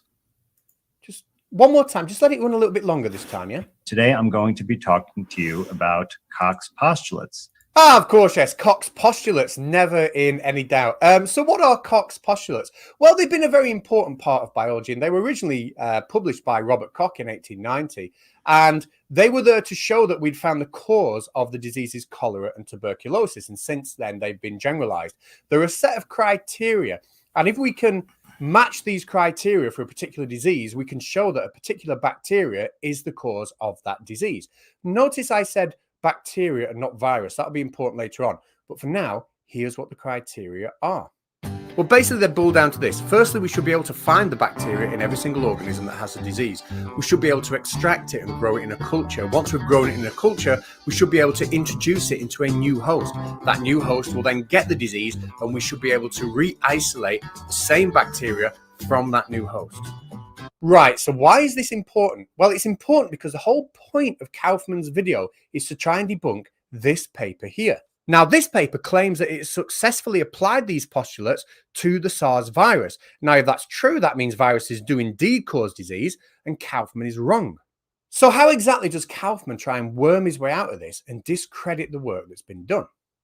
So I came across this article that some of my viewers sent me, and it claims that Koch's postulates have been fulfilled for the SARS virus. So I want to point out that right here, just between the title and what they say in the body of this article, already they're misleading you. Because in the second paragraph, they wrote, according to Koch's postulates as modified by Rivers for viral disease. So it's not Koch's postulates, it's Rivers criteria, which is different. And they should have put that in the title, but they're misleading you to make you think that Koch's postulates have been fulfilled. And he's going to get into this here, but it is actually not the people who wrote that paper who are being deceptive. It is Andrew Kaufman who is being viciously deceptive in this case. And, you know, we'll speculate maybe later on why that is. So one of the big premises of Kaufman's argument is that we're not actually using Koch's postulates. We're using something called Rivers criteria to show that the virus is a cause of the disease. And he seems to want to make out that this is some sort of dishonest action and we're having the wool pulled over our eyes. So why would we not use Koch's postulates? Well, firstly, let's remember that Robert Koch didn't publish his postulates until 1890. And secondly, let's remember that his second postulate says a microorganism must be isolated and grown in a pure culture. But this was long before anybody knew what a virus was, and viruses can't be grown on a growth medium like bacteria can. We all know that viruses need a host cell to help them replicate. So at the very least, we need to change the wording of postulate number 2 when it comes to viruses and remove the term pure culture. Anyway, back to viruses. Removing them from the host they are in and placing them in other cells purely to cultivate them puts different selective pressures on the population and can alter the virulence of that virus. Now, this process is well understood, and there are several papers just like this one which look at how the virulence of individual viruses are affected by this cultivating process. So it should be no surprise to anybody, least of all Dr. Kaufman, that Koch's postulates aren't being followed word for word when it comes to seeing if a disease is caused by a given virus. In fact, even a quick look on Wikipedia says that Koch's postulates without modification are not suitable for viral diseases. But luckily, there are more suitable criteria, such as the Bradford Hill criteria, which you can see on the screen right now, or the Rivers criteria, which has just been mentioned. Now, given that what I've said is pretty common knowledge, all I can think of when I hear him say this. It's not Koch's postulates, it's Rivers criteria, which is different. And they should have put that in the title, but they're misleading you to make you think that Koch's postulates have been fulfilled. Yeah, all I can think of when I hear him say that is, why are you surprised? Why do you think that's misleading? Why is it a surprise to you that Koch's postulates, which were derived before we even knew viruses existed, are not used for a viral disease? It just all makes me think that you don't really know what you are talking about. And to highlight the fact that he's making a big song and dance about pretty much absolutely nothing, we can compare the two criteria here. And I'll point you to number 2, where we talk about the cultivation of a virus in a host cell for Rivers criteria, and point number 6, which now talks about the detection of a specific immune response to the virus. Because, of course, in 1890, not only did we not know what a virus was, but we didn't know what antibodies were. So there we go. The scene is now set for Kaufman to try and deny the fact that we know viruses cause disease by discrediting Rivers criteria, which he does with the type of dishonesty and arrogance that I rarely have seen in all the videos I've made. Keep an eye on this one. So notice what is not in Rivers criteria. There is nothing about genetic material, DNA, or RNA. Now, as a standalone statement, that is correct. But why do you think that is? Well, it might be because Rivers criteria was established in 1937, which was 16 years before the structure of DNA was discovered and genetic testing could begin. Right, now just bear that in mind for a few moments as we actually have a look at what the authors of that paper actually did to isolate the virus that was responsible for SARS disease. Well, they took a couple of macaque monkeys and they injected it with the SARS virus. Unsurprisingly, a couple of days later, they started showing symptoms. They then killed the monkeys. Yeah, sorry, bud. But not before taking samples of nasal excretions and feces. And then when after the monkeys were dead, they took samples of lung fluid. They then applied a technique called polymerase chain reaction to these samples. Now, PCR is a way of taking small amounts of DNA and multiplying them very, very quickly. Once they had enough DNA to work with, they then analysed it, and surprise, surprise, they found exact matches for the SARS virus. So that should be it. Surely game over. Let's do a quick recap. Now, those of you that have been paying close attention might realise that we actually started off at Rivers criteria point number 4 here, producing the same disease in a different host. But it was only possible to introduce that virus into a different host because criteria number 1, 2, and 3 had already been successfully carried out in these papers here, which of course have all been referenced in that study. So case closed. We've isolated the virus, we've given it to a new host, it's caused the disease, and then we've isolated the virus again from that new diseased host. So ladies and gentlemen, get prepared for what must be the most dishonest debunk I have ever seen. And it comes from our friend, Dr. Andrew Kaufman. Ladies and gentlemen, the most dishonest debunk of all time by anyone ever. So go on then, I hear you ask, how did Kaufman actually try and worm his way out of this one? Well, remember the study that we actually looked at just a few moments ago, where the scientists use a technique called PCR, or polymerase chain reaction, to amplify the DNA coming from the samples from the macaque monkeys. Now, just before I let him go here, I should say that I'm going to present to you here momentarily some two studies. Last week, I presented the fact that there's over 4,000 genome sequences that have been submitted by virologists and virology teams around the world. But also this talk about Koch's postulates. 2 papers have been published satisfying Koch's postulates, and I will show you those, and they've been peer-reviewed and everything. I'll show you those momentarily.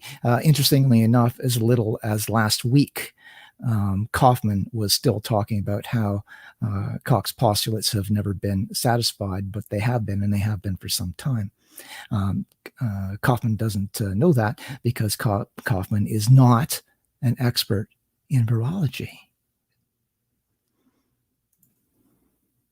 They then analyzed that DNA and found it was a perfect match for the virus that they had injected into the monkey, therefore showing that they had isolated the virus from the infected monkey. Done. Do you remember that?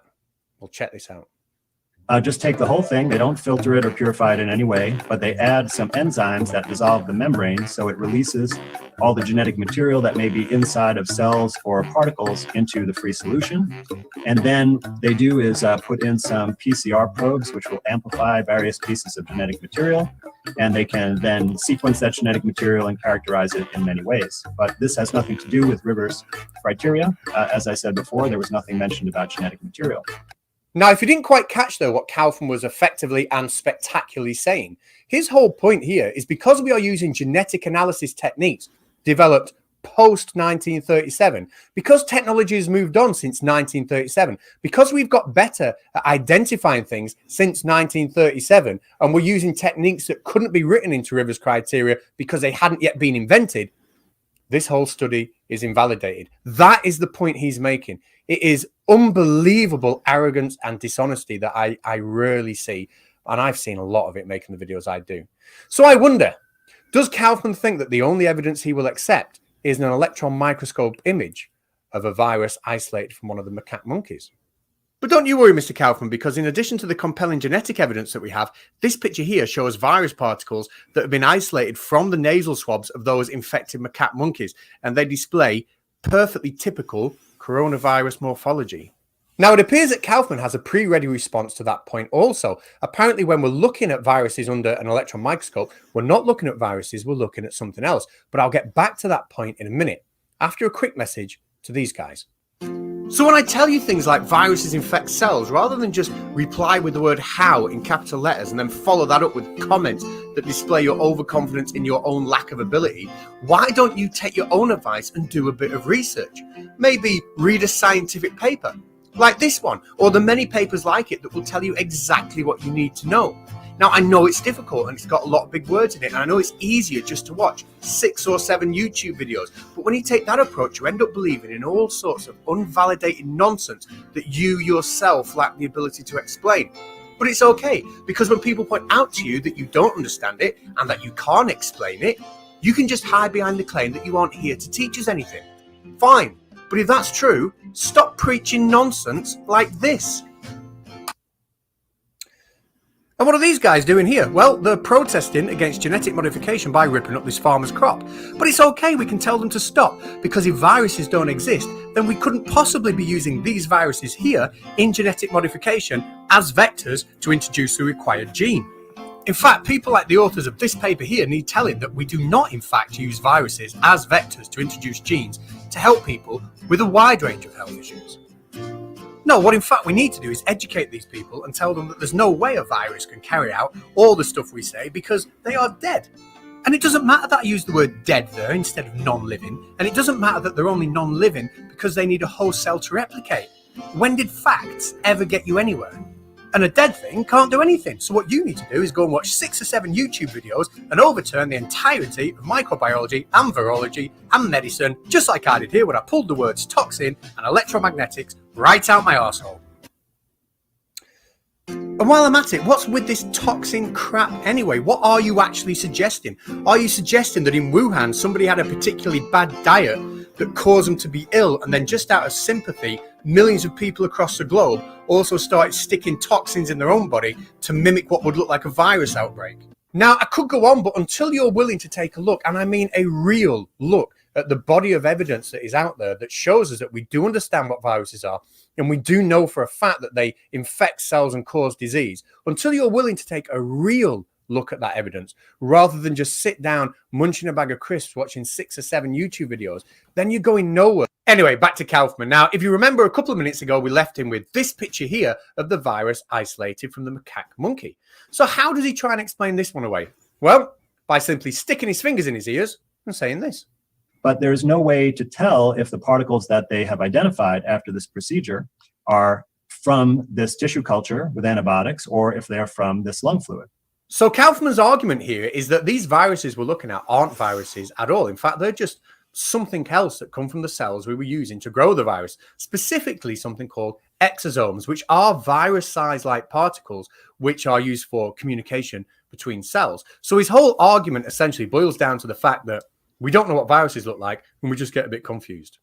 Well, the morphology of viruses is fascinating. They come in all sorts of shapes and sizes.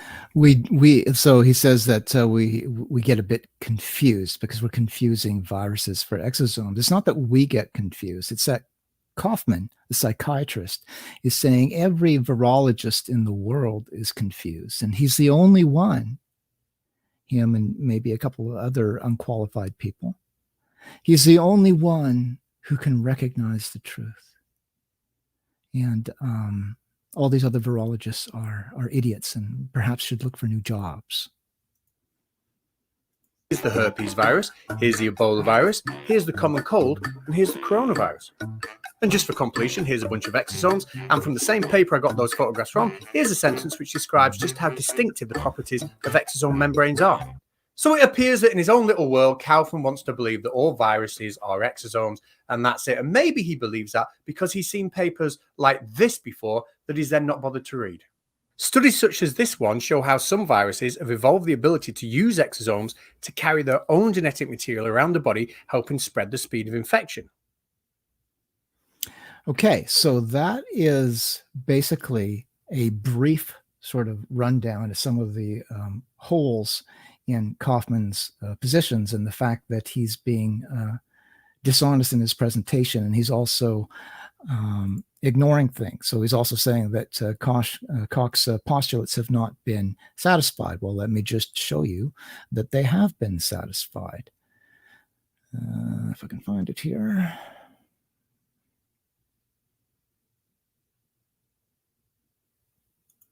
There's one.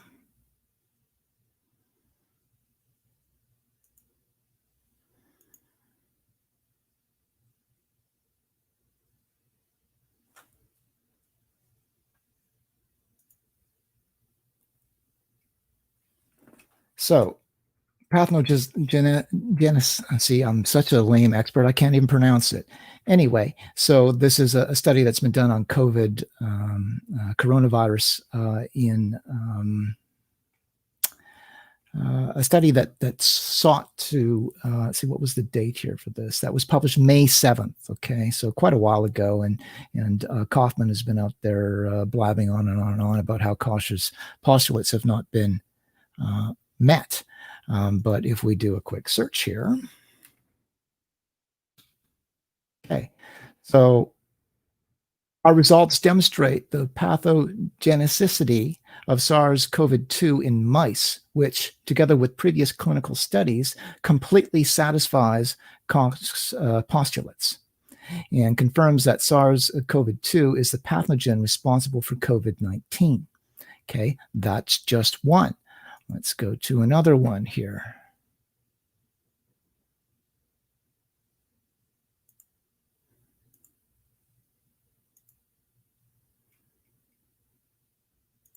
There we go.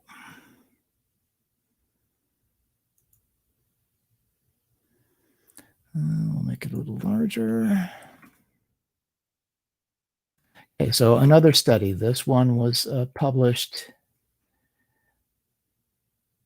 in, let's see, maybe that wasn't the one. March. So way back in March. So it was a Syrian hamster study looking at SARS-CoV-2, which of course causes COVID-19. Besides satisfying Koch's postulates, this readily available hamster model is an important tool for studying transmission, pathogenesis, treatment, and vaccination against SARS-CoV-2. But there is another one here, if I can find it. There it is. That actually wasn't the one I was looking for.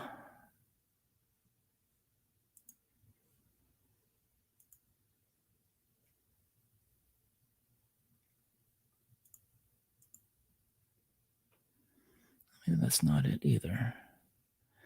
So this is published in Cell, another journal. So there's been lots of articles that have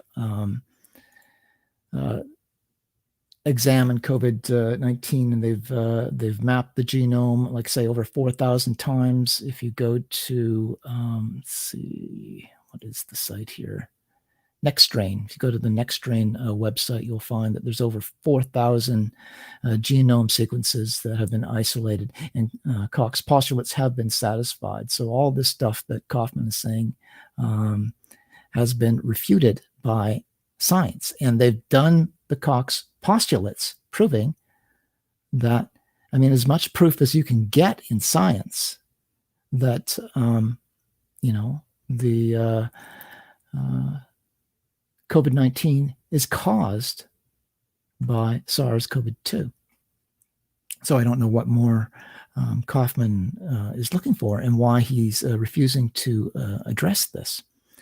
In any case, it gets even worse, though. Okay, so we now can show that there is deliberate manipulation of the data.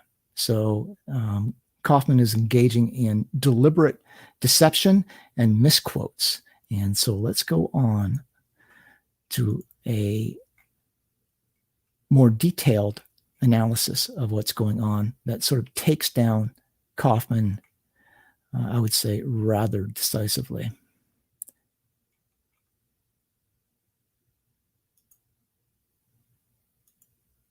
Just need to find it here. I can't seem to find it. Perhaps I didn't bring it in yet. Let me just bring it in.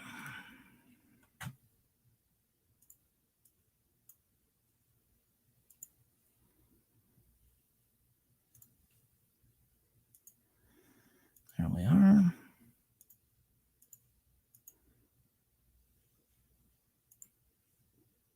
Hi, everyone. So the title of my talk is Andrew Kaufman is Wrong About COVID-19. So I'm going to address the main claims from two of his videos. The first one I found was titled, Is COVID-19 Really an Exosome and Not a Virus? And this was posted by Hype Galaxy on April 5th, 2020. And the second video is called Dr. Andrew Kaufman Exposing the COVID-19 Magic Trick, the Sleight of Hand that Transformed Society, posted by David Icke on April 21st, 2020. The second video I will only go briefly into, as you'll see the first one runs quite long. So video number one, here are the conclusions made by Andrew Kaufman, and I'm going to go through them one by one. Okay, and I just want to remind people here, because a big part of this discussion has been David Icke. David Icke said that COVID-19 does not exist. and that it's never been isolated and sequenced. This is what David Icke said. It's not true. It's been demonstrated not to be true. And he still falls back on Kaufman, who, again, not an expert. And now we're going to show that he's actually manipulating and distorting the data. So here's claim number 1. Respiratory illness is caused by an insult, toxic or otherwise, which cause production of exosomes. This can be because of poison, stress, infection, such as flu or pneumonia, or electromagnetic radiation, as he claims. 5G. And that people will express exosomes when they are healthy and sick, but this goes up when they are sick. So this first claim is true.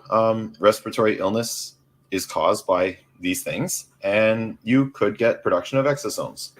So that's true. So, but this is not the whole story. So really, the only reason exosomes are produced here is because they're always produced all the time, everywhere. So they're very small membrane bound like vesicles of endocytotic, which means inside the cell origin, that are secreted by most cells in culture. So that means when they're out of the body, and as well in the body. So they have a variety of different functions. And what you're looking at here, this is a host cell, and this is the plasma membrane.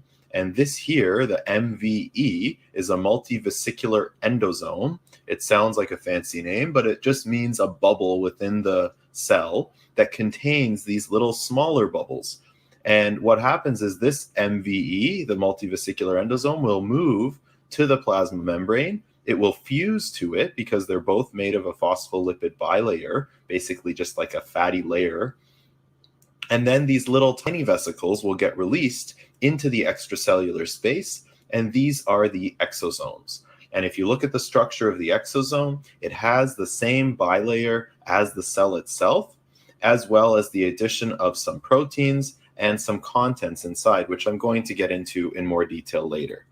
But essentially what you need to know is that the cells release these exosomes, and the point is that they contain waste as well as signaling molecules for other cells or genetic materials for various reasons. But this is not necessarily increased when you're sick. It can also happen at many other healthy times in your body.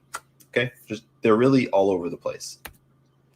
So the next thing I've added here to the first claim is that he says PCR amplification can detect both. This is a problem because he has a complete misinterpretation of what PCR exosomes and viruses are. So PCR can detect all kinds of things, but not really in the way that Andrew Kaufman describes. So this leads into his second claim, and here's where I can start to demonstrate why this is true.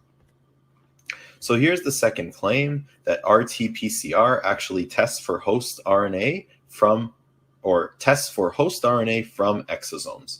Okay, so I posted a video online on April 21st titled David Icke is Wrong About COVID-19, Scientific Evidence from a Molecular Biology Perspective. I'm going to put this link in the description. And that's worth watching too. I haven't clipped it for this broadcast, but it's certainly worth watching as well. Please feel free to watch it. I, in detail, will explain why this claim is incorrect, because David Icke also made this claim during an interview with Patrick Bet-David. However, I will briefly describe some of the reasons here, and I will show you why PCR tests are SARS coronavirus 2 specific. They do not recognize host RNA from exosomes. Okay, so here is evidence provided by Andrew Kaufman supporting his claim. He says that exosomes and viruses are similar in size. Exosomes and viruses both contain genetic material. RT-PCR randomly amplifies genetic material. And here he brings up out of nowhere, I found it to be a painful analogy about a hat being transferred between people at a baseball game. The idea is that he's saying that this PCR can amplify any piece of genetic material, and it's hard to find the needle in the haystack. And this is entirely wrong. It's a very specific test, and I'm going to show you why. So his evidence for this claim is all correlation, and there is no discussion of how PCR actually works to detect RNA. So here, actually, he misinterprets an electron micrograph of what exosomes are. And I'm going to show you this right here. Here on the left, this is an electron micrograph, or a picture from an electron microscope of exosomes. And you can see here an exosome budding out of the cell. And it's essentially a spherical or circular, this is a cross section, so this is like a slice of the tissue. Where on the periphery, there are like these kind of globular densities, or little dots or circles, right? And inside the cell here, where it says MVB, sorry, these are the same as MVEs. That's where all these exosomes are when they're inside the cell before they bud out. All right, so here he's actually made a really big error, and I'm going to show you why. So this is the image he was talking about here, and what he was claiming is that this that I'm circling here is an exosome, and that this has budded out of the cell. And prior to budding out of the cell, it exists inside the cell as an MVB. And these here are the MVBs. Now, MVB stands for multivesicular body, and I'll explain why that's important in a minute. But essentially, this is the paper that he gets this from, and it's a bit concerning because I don't think he actually read the paper. This is one of the first Google searches of exosome to come up, so I'm pretty sure he just pulled it off of Google and didn't read the paper, because if he did read the paper, he would see that he's wrong about what he thinks an exosome is. So in the paper, they say that they're all roughly the same size, typically 40 to 100 nanometers in diameter, okay? If you look at the scale here, this is 500 nanometer scale. That's this line here. And if you look at this, that would make this exosome about 300 or 400 nanometers in diameter. So that's not an exosome. Actually, what the exosomes are these, I've put 3 red dots here. Any one of these black circles, those little guys, that's the exosomes.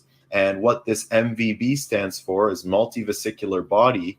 And those are the exosomes inside of these larger endosomes that I showed you before, the MVEs, or multivesicular endosomes. And those get released.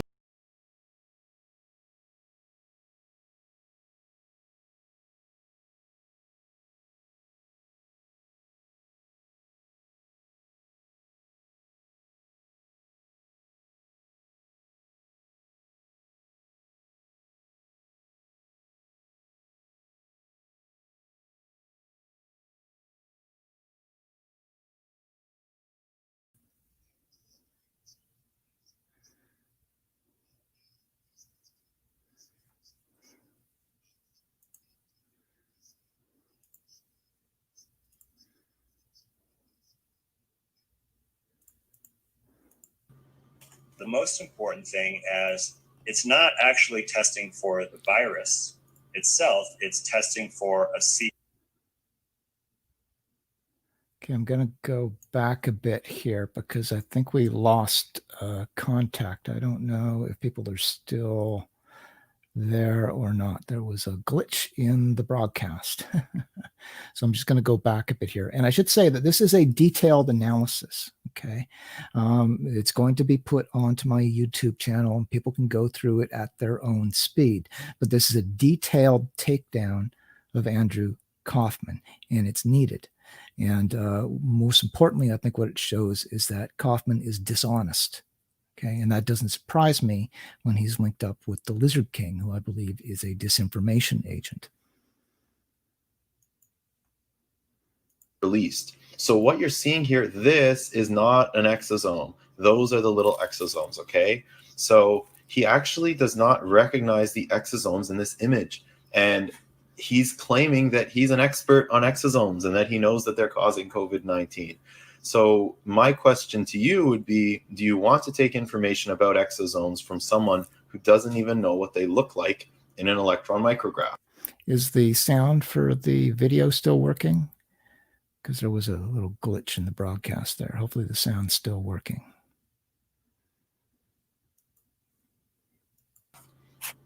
Okay, so this is very concerning. He already doesn't know what he's talking about. Now he starts to talk about PCR. So I'm going to show you a clip from him talking about PCR, and then I'm going to show you some videos or clips from my last video. Okay. Thanks, The most Dorian. important thing is it's not actually testing for the virus itself, it's testing for a sequence of RNA. Now, that sequence of RNA may be present in a virus, but it also may be present in other things. So I'll give you an example, and I think I mentioned this before. But let's say we had a person that we wanted to identify. Okay, I don't need to play any more there. But now I'm going to just show you, he basically said that the RNA present in the virus can also be detected in other things, okay? And this is where he's very wrong. You cannot detect viral RNA in a human genome. It's just not going to be there. They're very specific to each other. And I'm going to show you here how this works, the RT-PCR. So here is RT-qPCR, or reverse transcriptase quantitative polymerase chain reaction. And this is used to test or detect RNA from biological samples, okay? So reverse transcription is the first step. This is where you use these special enzymes essentially to turn the RNA into DNA. And really what this is doing, it maintains the sequence of the RNA, but now you're using a more stable molecule to do your analysis. So RNA is inherently unstable, and it's not a molecule you can actually expose to the types of environment, or at least the environmental conditions that are needed to do PCR. So by converting it to DNA, that's all you're doing is being able to do this procedure. So really the way the procedure works is that you have a sequence of interest. This could be any sort of DNA, human, or the viral DNA, or any DNA here. And then what you do is you actually use a complementary probe that has fluorescent dyes on it. So this probe, these colors here are representing different nucleotides, and they only match up with the complementary nucleotide on the sequence of interest. So for example, this probe is not going to bind at another region on this sequence, nor is it going to bind to any other region on any other genome out there, because it's been designed in a way to only target this specific sequence of interest, okay? As well, the primer has been designed with the same specificity. All right, so this primer here, essentially it's just needed to start this chain reaction where this enzyme, this polymerase, will now travel along the sequence of interest, adding in nucleotides. And what this is going to do is this is going to displace the probe and release these dyes. And one of these dyes is actually inhibiting the other from producing color. So when you break them apart, now you can actually get the dye being produced. And in this way, you'll be able to see not only if you have the sequence of interest present by sending the probe in, but you'll also be able to see how much of it there is depending on how many of these reactions take place. So this is the quantitative polymerase chain reaction using the reverse transcriptase. And this is a great way that biologists can actually identify very unique sequences, specific sequences of interest, okay? So when you're using this to detect SARS coronavirus 2, again, this is your viral sequence here. This is the whole genetic sequence here with all of the genes. And I'll just remind you, it's about 2,900 and 900 RNA bases. And this is kind of what the sequence looks like, and it goes again to 29,900. Within this code, there is a code for this RDRP. And this RDRP, the RNA-dependent RNA polymerase, what I mentioned to you before, this is what actually has these very specific sequences for the primers and the probes that they use for the assays to detect for SARS coronavirus 2.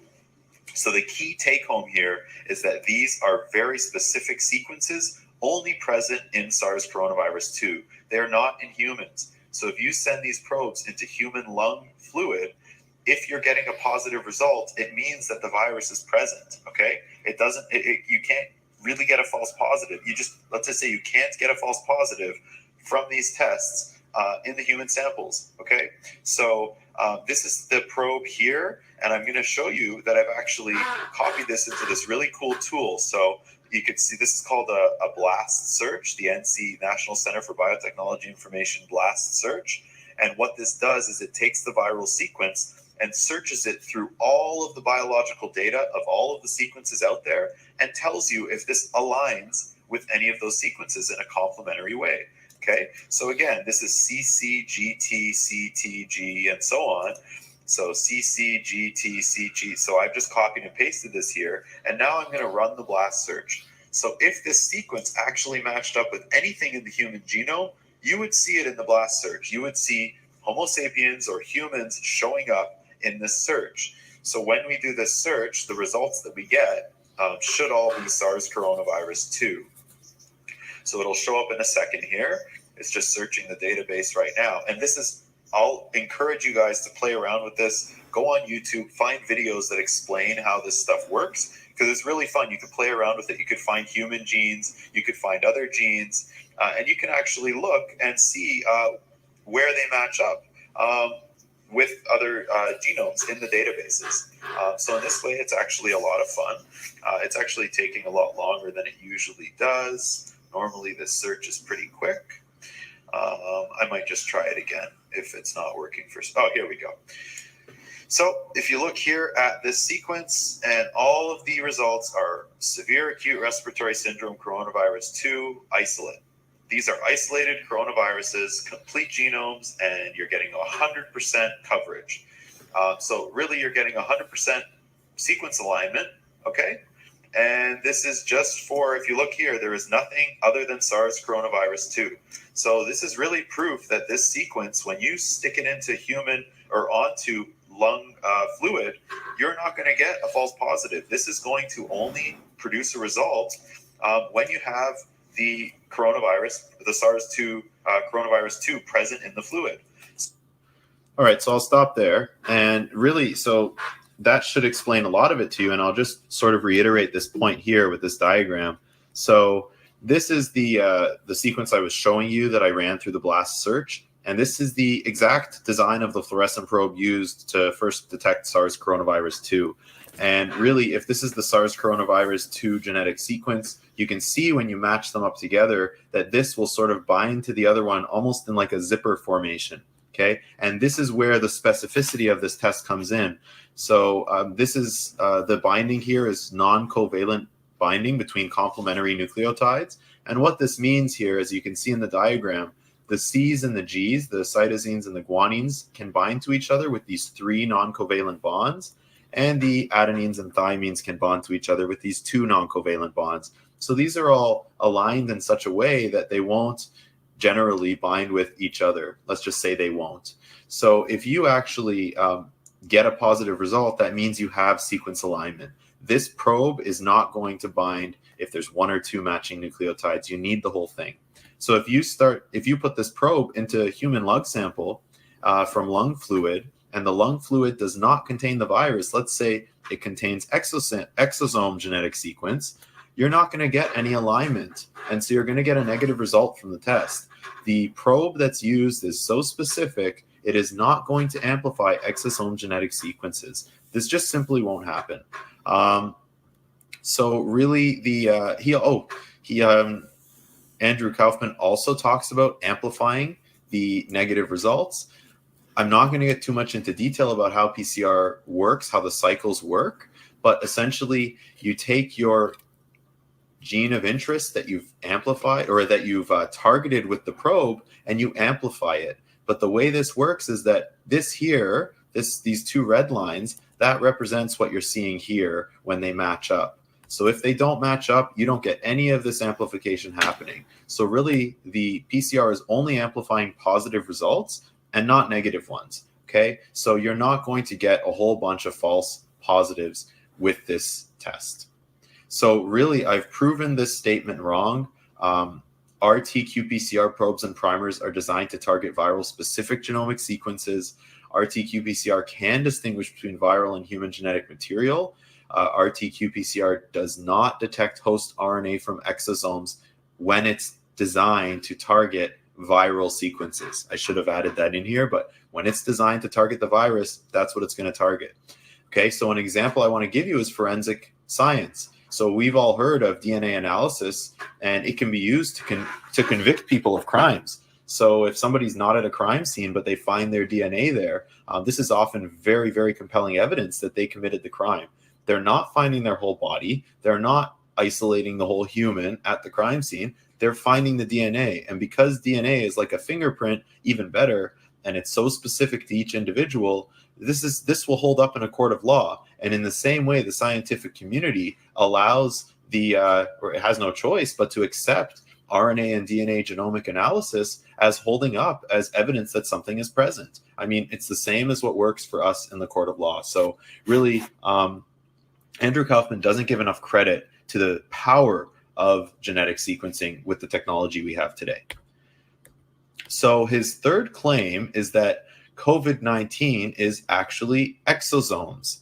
So he believes that the result is not a cause of, that this is the result and it's not the cause of the illness. So he thinks that basically the exosomes are helping to remove toxins, but essentially that they are what's being picked up in the analysis. They're not actually detecting. So these people are getting sick from another toxin or poison, and they're using the exosomes and saying, we have a virus, but really they're detecting exosomes. Okay, so he's saying the virus does not exist. So this is a very bold claim, and he claims exosomes and viral particles are microscopically indistinguishable from each other. So this is, excuse the typo here, from each other. So this is actually his only piece of evidence. He just says that we're looking at particles from the lung fluid, and those particles, we think they're viral particles, but they're exosomes. Then we do RT-PCR on them, and we say that we have viral DNA or RNA, but really we have exosome RNA. So I've shown you why the RNA argument doesn't hold up, and now I'm going to show you why visually you can distinguish them from each other when you use a microscope.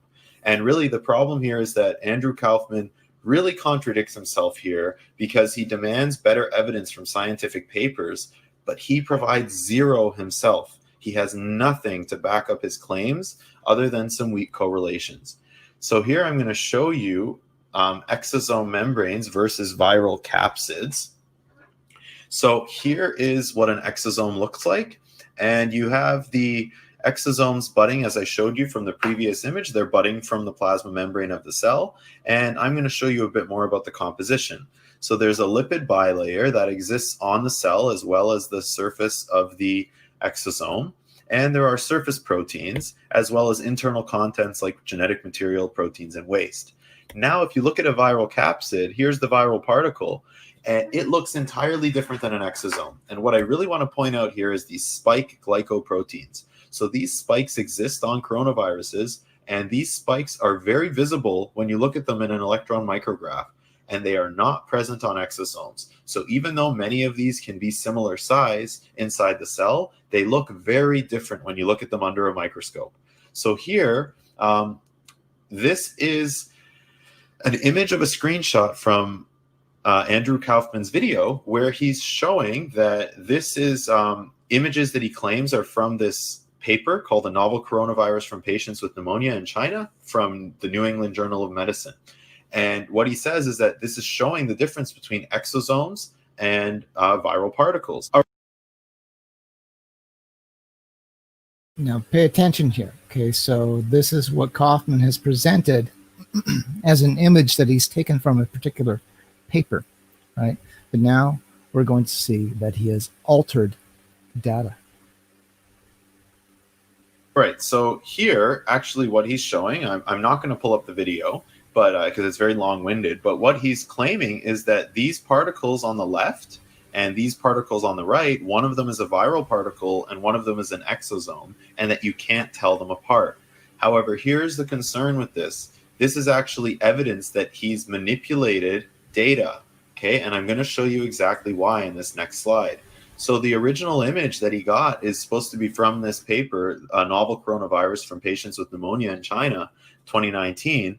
And this is the only reference he has on this page. But if you look at the actual image from the paper itself, this is what it looks like. So on the left here, you could see the image of the viral particles here, and I'll explain soon why you can actually tell those are viral particles. And then on the right is a completely different image of these lung cells that have been infected by the virus, okay? And so really what he's done is he's taken this image, he's added a second image next to it with no reference, and claims that these actually look indistinguishable from each other, okay? And one of them is an exosome, one is a virus. So the one on the left here is the virus, as you can see by these spike proteins, which I'll explain more about later.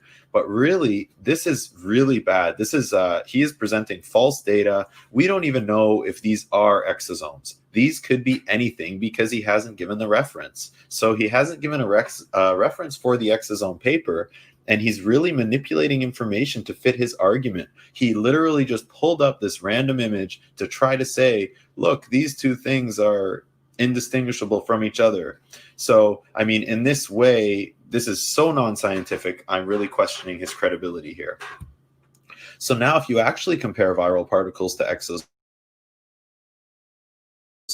here, this is a Wikipedia image on the bottom. It's a very nice image. So you could find the reference through Wikipedia. And this here is the image that he presented from the New England Journal of Medicine.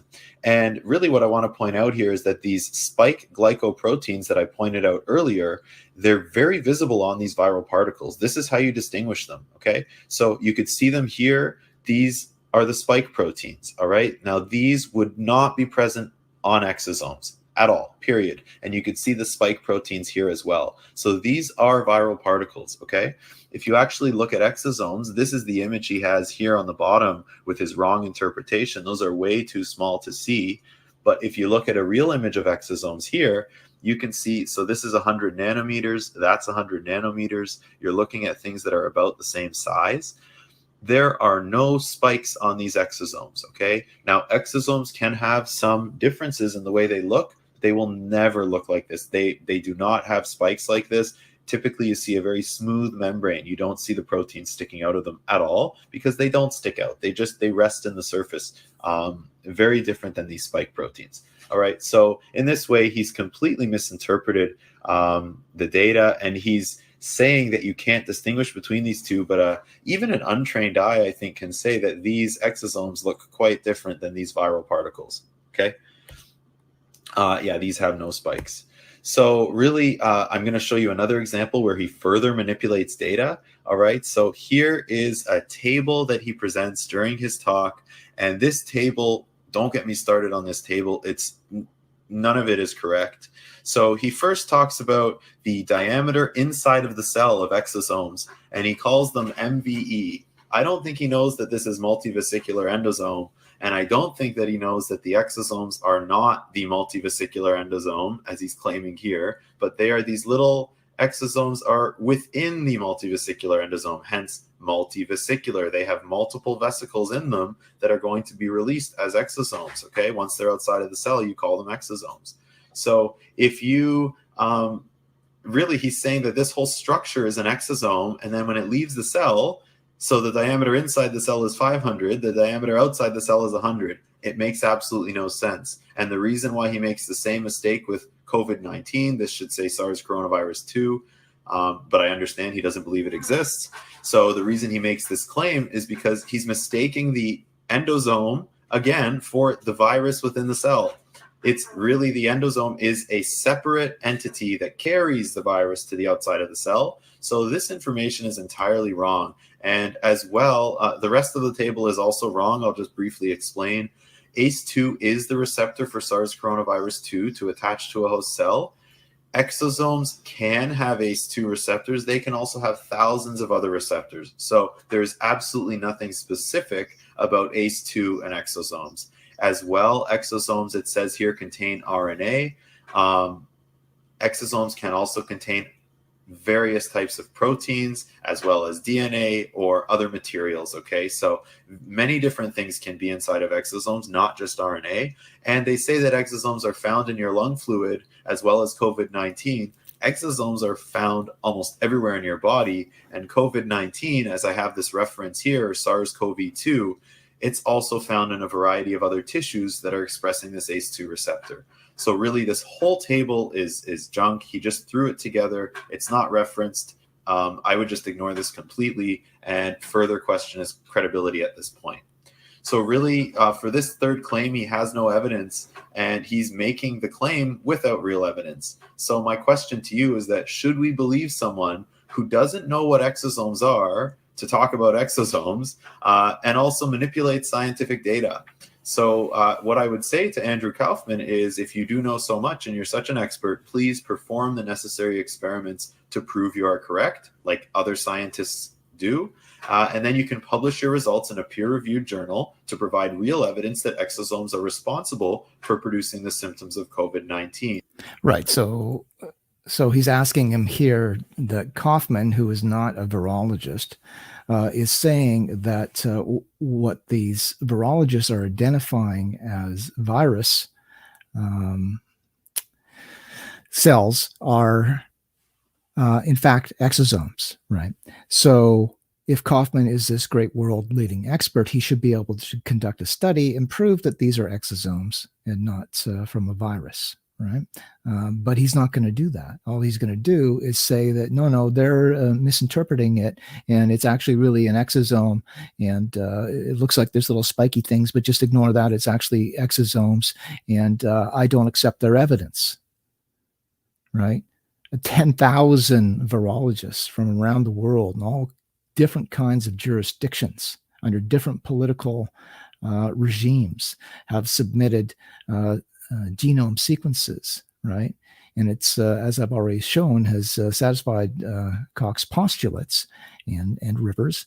And so the scientific establishment has agreed that this virus exists, and they've presented their evidence for it. But Kaufman and all his followers are saying, no, that's not good enough, right? That's not good enough. I don't accept it. You say it's a virus, but I don't accept that. It's actually an exosome, right? Prove that it's not an exosome, right? That's the, the entire establishment doesn't have to stop and answer to Kaufman. That's not the way science works. If he's got this radical theory, then he needs to conduct the experiments and show that these what the other scientists are calling virus are actually exosomes, right? But he's not going to do that. He still just sort of hand waves away the entire virological scientific establishment. Just all of them gone. So he requires other scientists to give him amazing information that's perfect every time. I'm just asking him to produce something because he hasn't given us anything.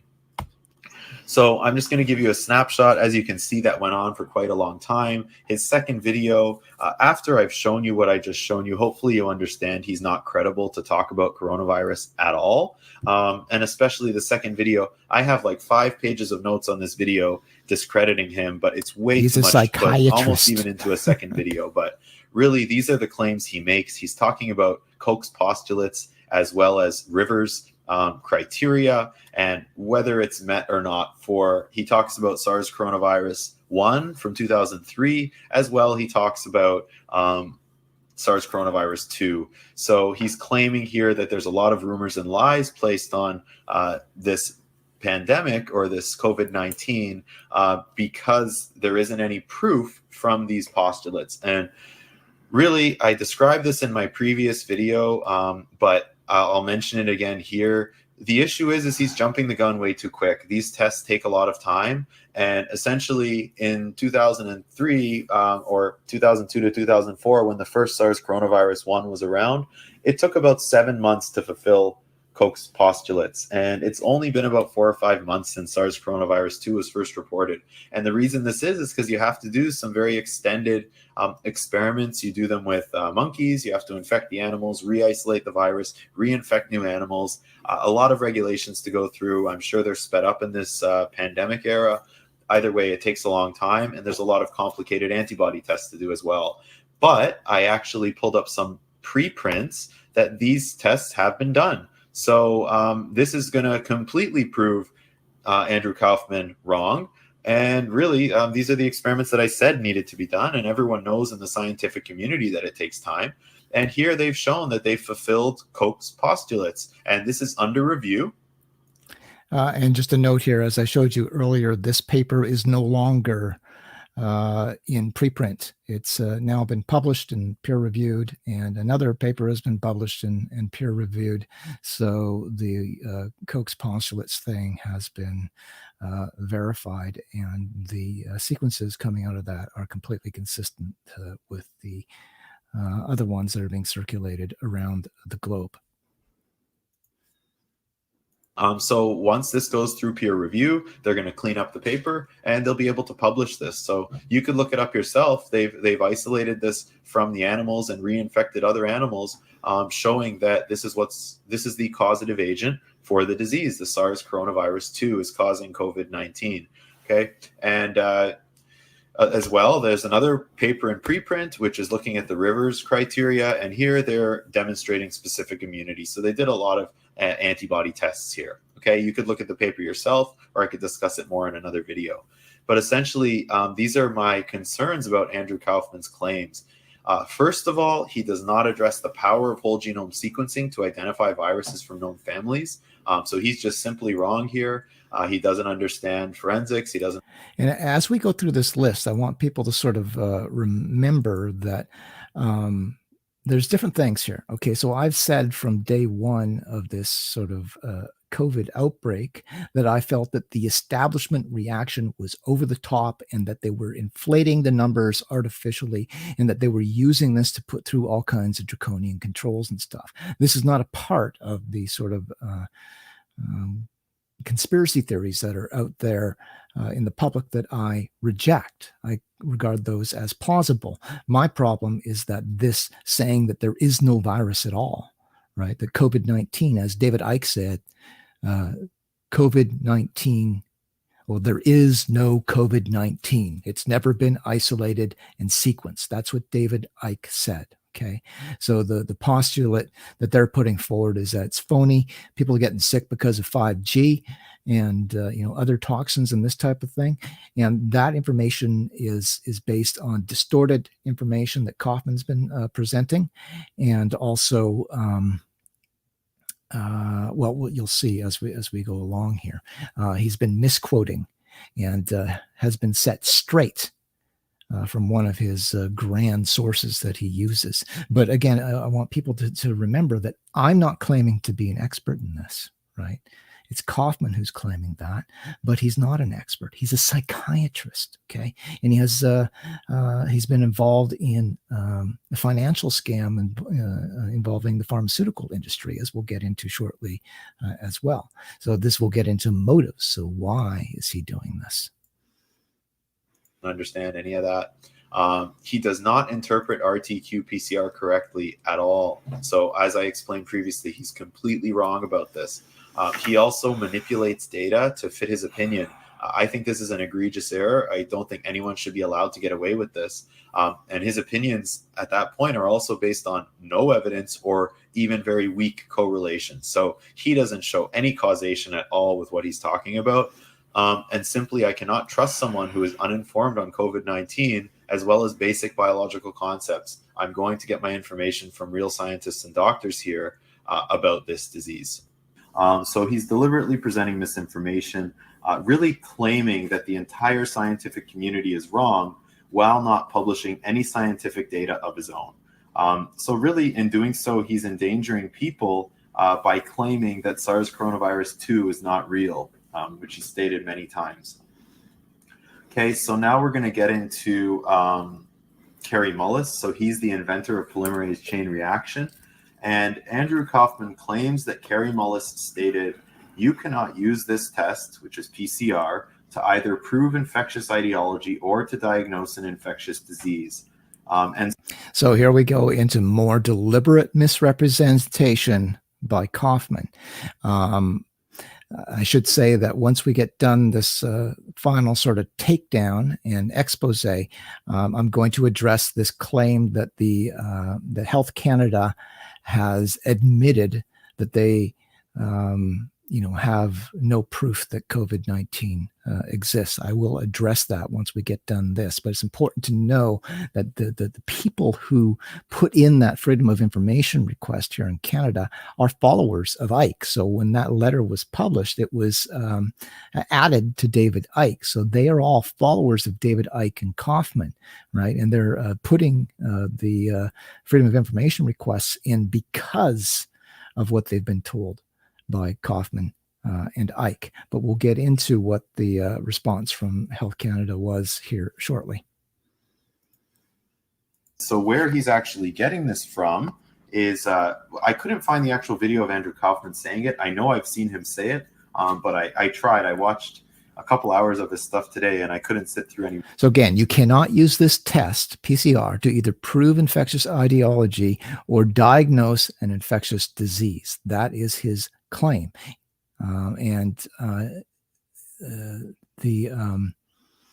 The producer of this video could not find where Kaufman had actually said that in the video, but we know that that's what he's been saying.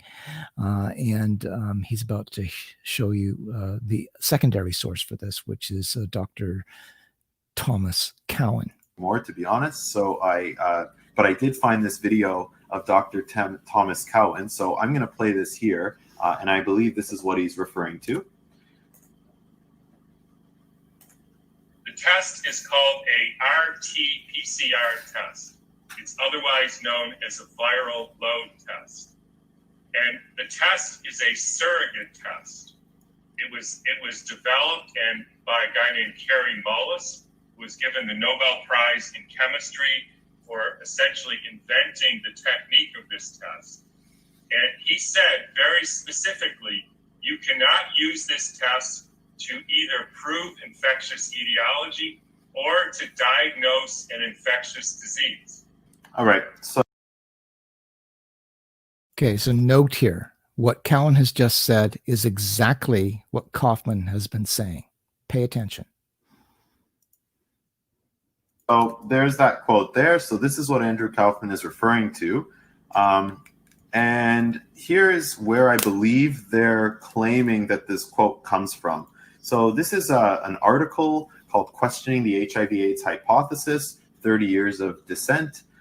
This is written by Patricia Goodson, and it was retracted. I'm not exactly sure why. That doesn't really matter for this. But in it states that Kary Mullis, it's sort of paraphrasing him here. Some of it is a quote, but it's really saying that PCR is intended to identify substances qualitatively, but by its very nature is unsuited for estimating numbers. And he states here that these tests cannot detect free infectious viruses at all, okay? That the tests can detect genetic sequences of viruses, but not the viruses themselves. So this is important. The wording here is very important. First, I want to point out this word qualitatively. So we all know what quantitative is, like numbers. Qualitative is, very simple. Red versus blue, round versus square, human versus virus. Okay, these are not numbers. These are just qualities. And so this paraphrasing of what Kary Mullis had supposedly said really is suggesting that these tests can detect genetic sequences of viruses. So I'm going to go a lot deeper into this, and I'm going to show you why this is so wrong. So there's the quote. Here is the misquote, but really if you look at this quote here, this is the misrepresentation of the quote. If you look at this, this paragraph here, really what it says is PCR is suitable, can detect genetic sequences of viruses qualitatively. Okay, so it can identify substances qualitatively, and it can detect genetic sequences of viruses. And this is really all that it's being used for. Okay, so this is an applied biosystems protocol, one of the kits that's being used to detect here for the detection of nucleic acids from SARS coronavirus 2. They're not using it to diagnose disease. It states very clearly that it's for the qualitative detection of nucleic acid from SARS coronavirus 2. And this is almost exactly what is stated in that paragraph representing what Kary Mullis had said. Again, so PCR is suitable to detect genetic sequences of viruses qualitatively. That's all they're looking for here. And if you actually read this document, I'm going to put a link in the description. You can read the whole thing yourself. It's very inclusive and detailed. And also it recommends in here, this is a line from the document, that the PCR tests are meant to go along with serum specimen serological testing. So essentially antibody tests to go along with all positive PCR results. So they're not just looking at the PCR to diagnose the infectious disease. They also want to see antibodies. And if you go through the document, there's a whole list of possible complications and limitations of the test. These are done at specialized testing facilities by people who are following these protocols to a T. So really, you have to understand that the PCR is not being used improperly here. And I'm going to show you later how prevalent it really is. And I should say here that this seems like a very detailed analysis, and it is a detailed analysis, but keep in mind that I have cut it down significantly. So you're welcome. And how it's been used for decades for the same purpose. So here's the original patent. This is the patent. This is important. That I pulled up. Again, you could just Google search this. It's very easy to find this document. And this is by Kerry B. Mullis. For the process of amplifying, detecting, and or cloning nucleic acid sequences. I don't know if this is the actual original document because he was affiliated with the Cetus Corporation that he worked for, but this is one of the original, if not the original document, okay? And if you read some of the details here, I'm just gonna walk you through some of them. So this is a process for amplification of existing nucleic acid sequences if they are present in a test sample and detecting them if present by using a probe. So I mentioned that in my last video about the probes. The DNA and RNA may be single or double-stranded and may be relatively pure species or a component of a mixture of nucleic acids. So remember, Andrew Kaufman was saying when they get this sputum from the patient's lungs, because there's so much different genetic material in there, how do you know what you're amplifying? Well, this is the original document from Kerry Mullis stating that you can actually use PCR for RNA or DNA with relatively pure species or a component of a mixture of nucleic acids. So even with those other human nucleic acids present, this test is specific enough to target the ones that you intend to target, okay? As well, in this document, it also states that you can use it for various infectious diseases to be diagnosed. So this completely goes against the quote that that they claim that Kerry Mullis said that you can't use it to detect to diagnose infectious diseases. And as well, it says these include bacteria such as Salmonella, Chlamydia, and Neisseria, viruses such as hepatitis viruses, and parasites such as Plasmodium. Okay, so you can use it for viruses and for infectious diseases. As well, if you look here, it says enable the detection and or characterization of specific nucleic acid sequences associated with infectious diseases, genetic disorders, or cellular disorders such as cancer. Again, and later on it mentions infectious diseases again, so it's mentioned twice again. So you really can use this to detect or at least look for nucleic acid sequences of infectious diseases. So in this way, the quote or the misquote by Andrew Kaufman and Cohen is really wrong here. PCR is suitable for testing genetic material of infectious diseases, including viruses, as explicitly stated by Kerry Mullis in his patent document. Really, if you look further at this, this also talks about the specific sequences suspected of being present. So this is what I showed you in my last video when you're looking at targeting specific SARS coronavirus 2 RNA-dependent RNA polymerase sequences that are present only in that genome. So this is an image from the patent document. It's kind of low resolution, but I tried to zoom in on a section here, and this is showing the same sequence complementarity. This would be the probe or primer here, and it would extend out this way on the target nucleic acid sequence. And again, there's this complementarity. So this probe is not designed to target, in the case of SARS coronavirus 2, it's going to target the whether it be a sequence of one of the other proteins or the RNA-dependent RNA polymerase proteins, or genes, I should say, that are specific to that virus. Now, I just want to interrupt again here to make a point. Okay, so this is a very detailed response to Andrew Kaufman, right? The thing is that most people are not going to be able to endure this. Okay, I have shortened it down by almost half, right? Actually, maybe a little more than half of the total sort of analysis of Kaufman's arguments. And this is something that Noam Chomsky complained about too in his dealings with his critics and people in the media and stuff, is that people will come out with these claims that are real easy to throw out there, like viruses aren't viruses, they're exosomes, right? It's real easy to say that and say, prove me wrong, right?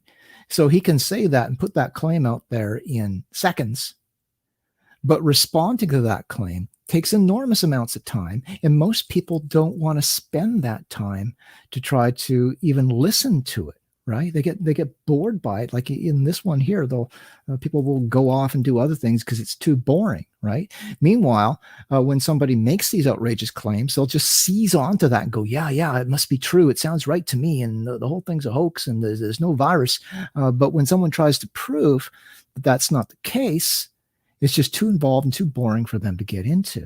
So that is part of the power of putting out these bogus suggestions out there.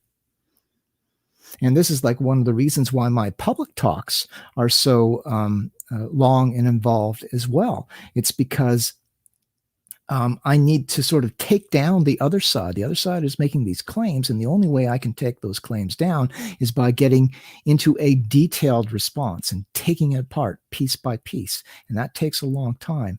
Most people don't have that kind of patience. So that is part of the danger of somebody like David Icke and Andrew Kaufman putting out these bogus claims, like saying the test there can't test for viruses, and the guy who made the machine said that they can't test for viruses. Like, that's just a complete falsehood, right? But how's the average person going to be able to determine that, right? So we're getting down to the end here, and then we'll move on to something else quickly. Okay. So here it's a specific sequence, and it can be viral. And this is stated, by Kary Mullis in this original document. Okay. You can actually see. So if you go to the patent document itself, if you actually search, I'm going to search the word virus here. Look at all of the terms that come up. So all of these yellow lines obviously represent where virus shows up in this document. These are other patents that have been filed, modifications to PCR, or at least different uses for PCR to detect or in some sort of a form used with viruses, okay? Compositions and methods for detecting or quantifying hepatitis B virus, okay, 2016. So Andrew Kaufman is saying all of these other patents are all fraudulent, and all the billions of dollars spent on these developing these patents and stuff are all fraudulent. And he knows this because he's a psychiatrist, and his knowledge is vastly superior to all of these people who are even coming up with these patents and inventing these devices. They're all idiots and morons. And all of these countless patents that have been developed out of this for detecting viruses with the test that he says can't detect viruses, they're all liars and frauds, every one of them.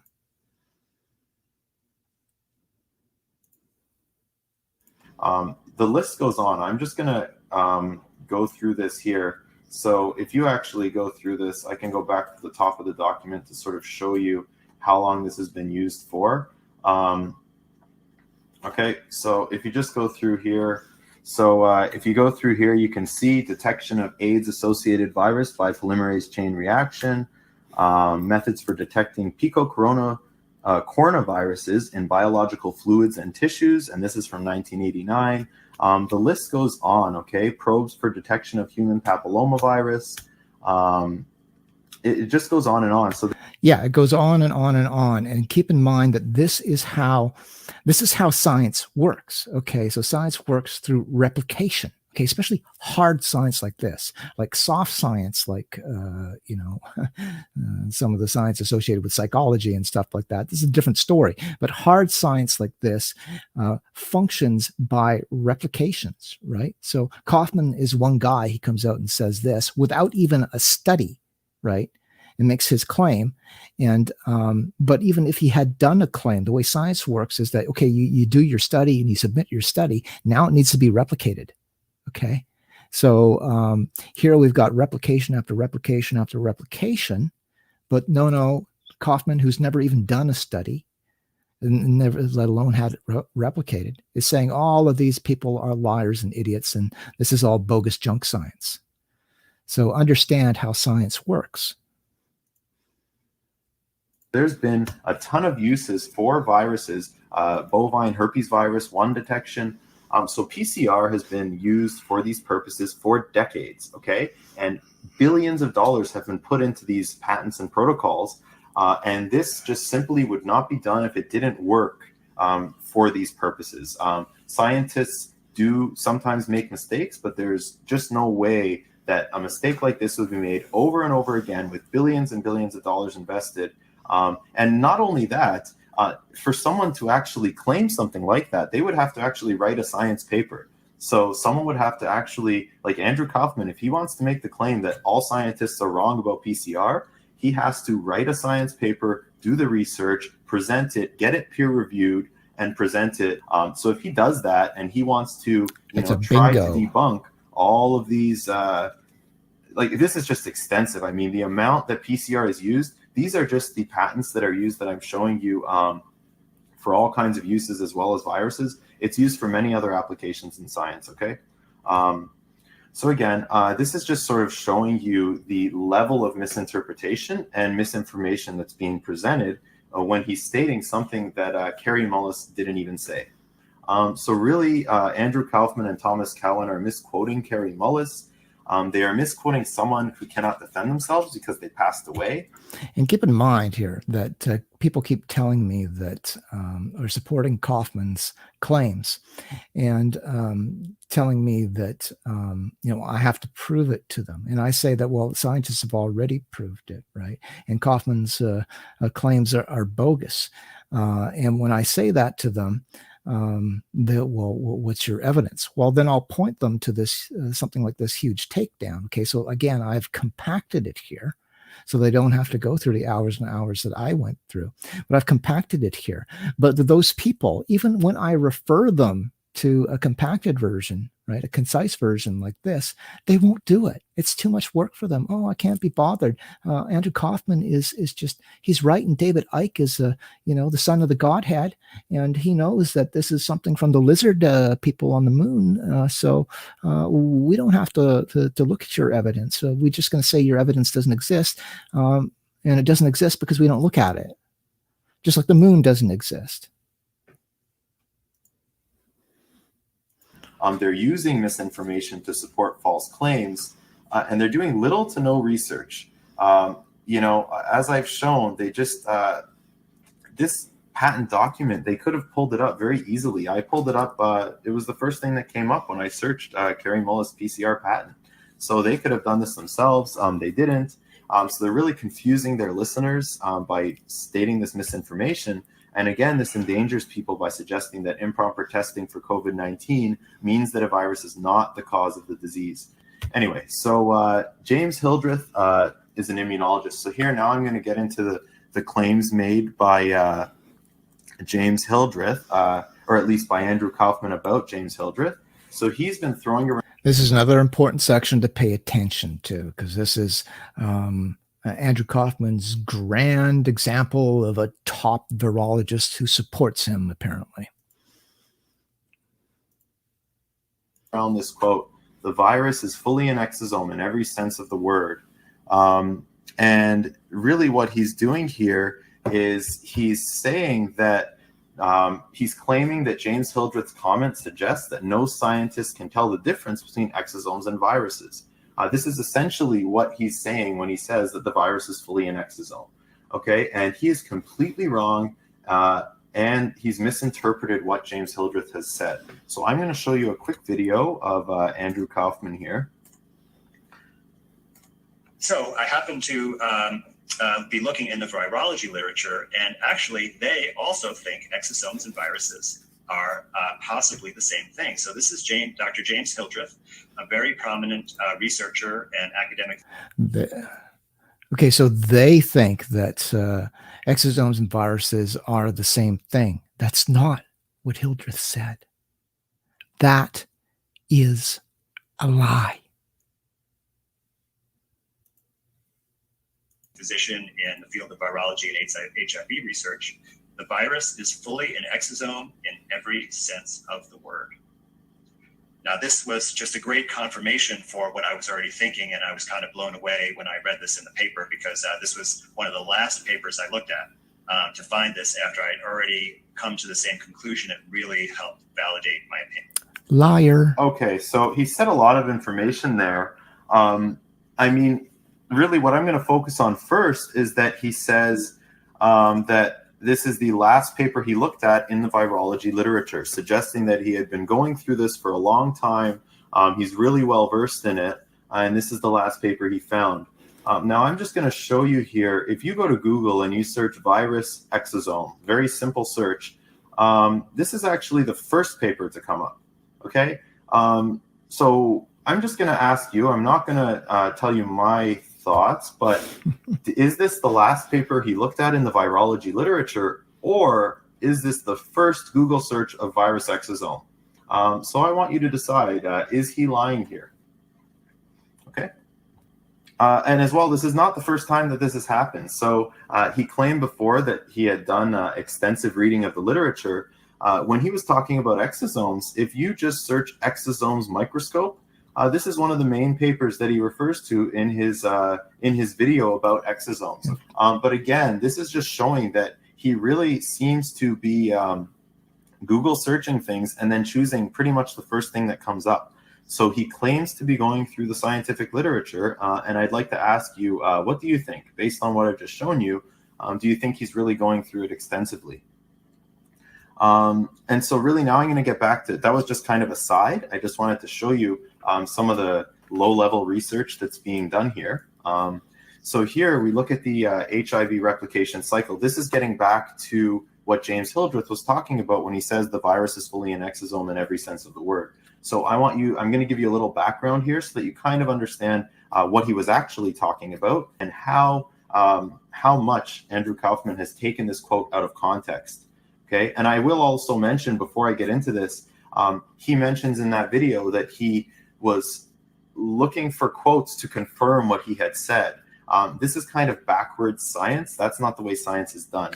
The way science is done is that you have a hypothesis and you design the experiments to try to really prove it wrong. And if you're at the point where you can't really find anything wrong with it, or at least you can't prove it wrong, then you start to get some data that you can try to publish. So that's the way science is done by Andrew Kaufman having an idea, searching virus exosome and pulling up the first paper he finds.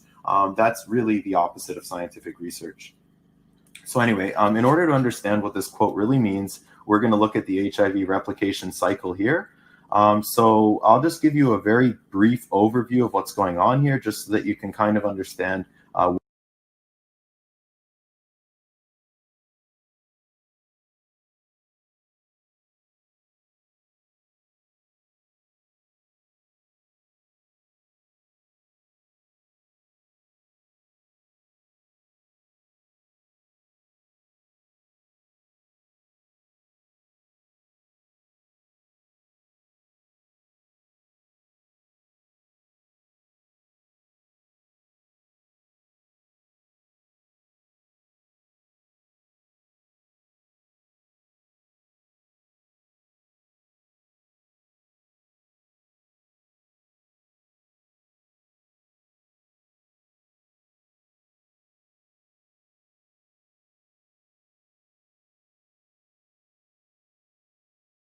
I have to remember to unmute my microphone. Okay, I've stopped it here just to say that I've taken out a huge chunk of his explanation of the HIV replication cycle. It's not really necessary to illustrate how Kaufman is being deceptive and dishonest and spreading disinformation. If you want to see the whole videos, you can go to the Another Perspective YouTube channel, and you can watch. He made 3 videos on this subject, one dealing with Ike specifically, and then 2 on Kaufman. It's quite long. It's like 4 hours or more, and I've condensed it quite a bit here. But like I say, the information that I've cut out of the heart here, and you'll maybe notice that, is not critical to understanding Kaufman's deception. What this quote means. So this is an infectious virion. Virion just means a viral particle with a genome inside that's capable of replicating inside the host.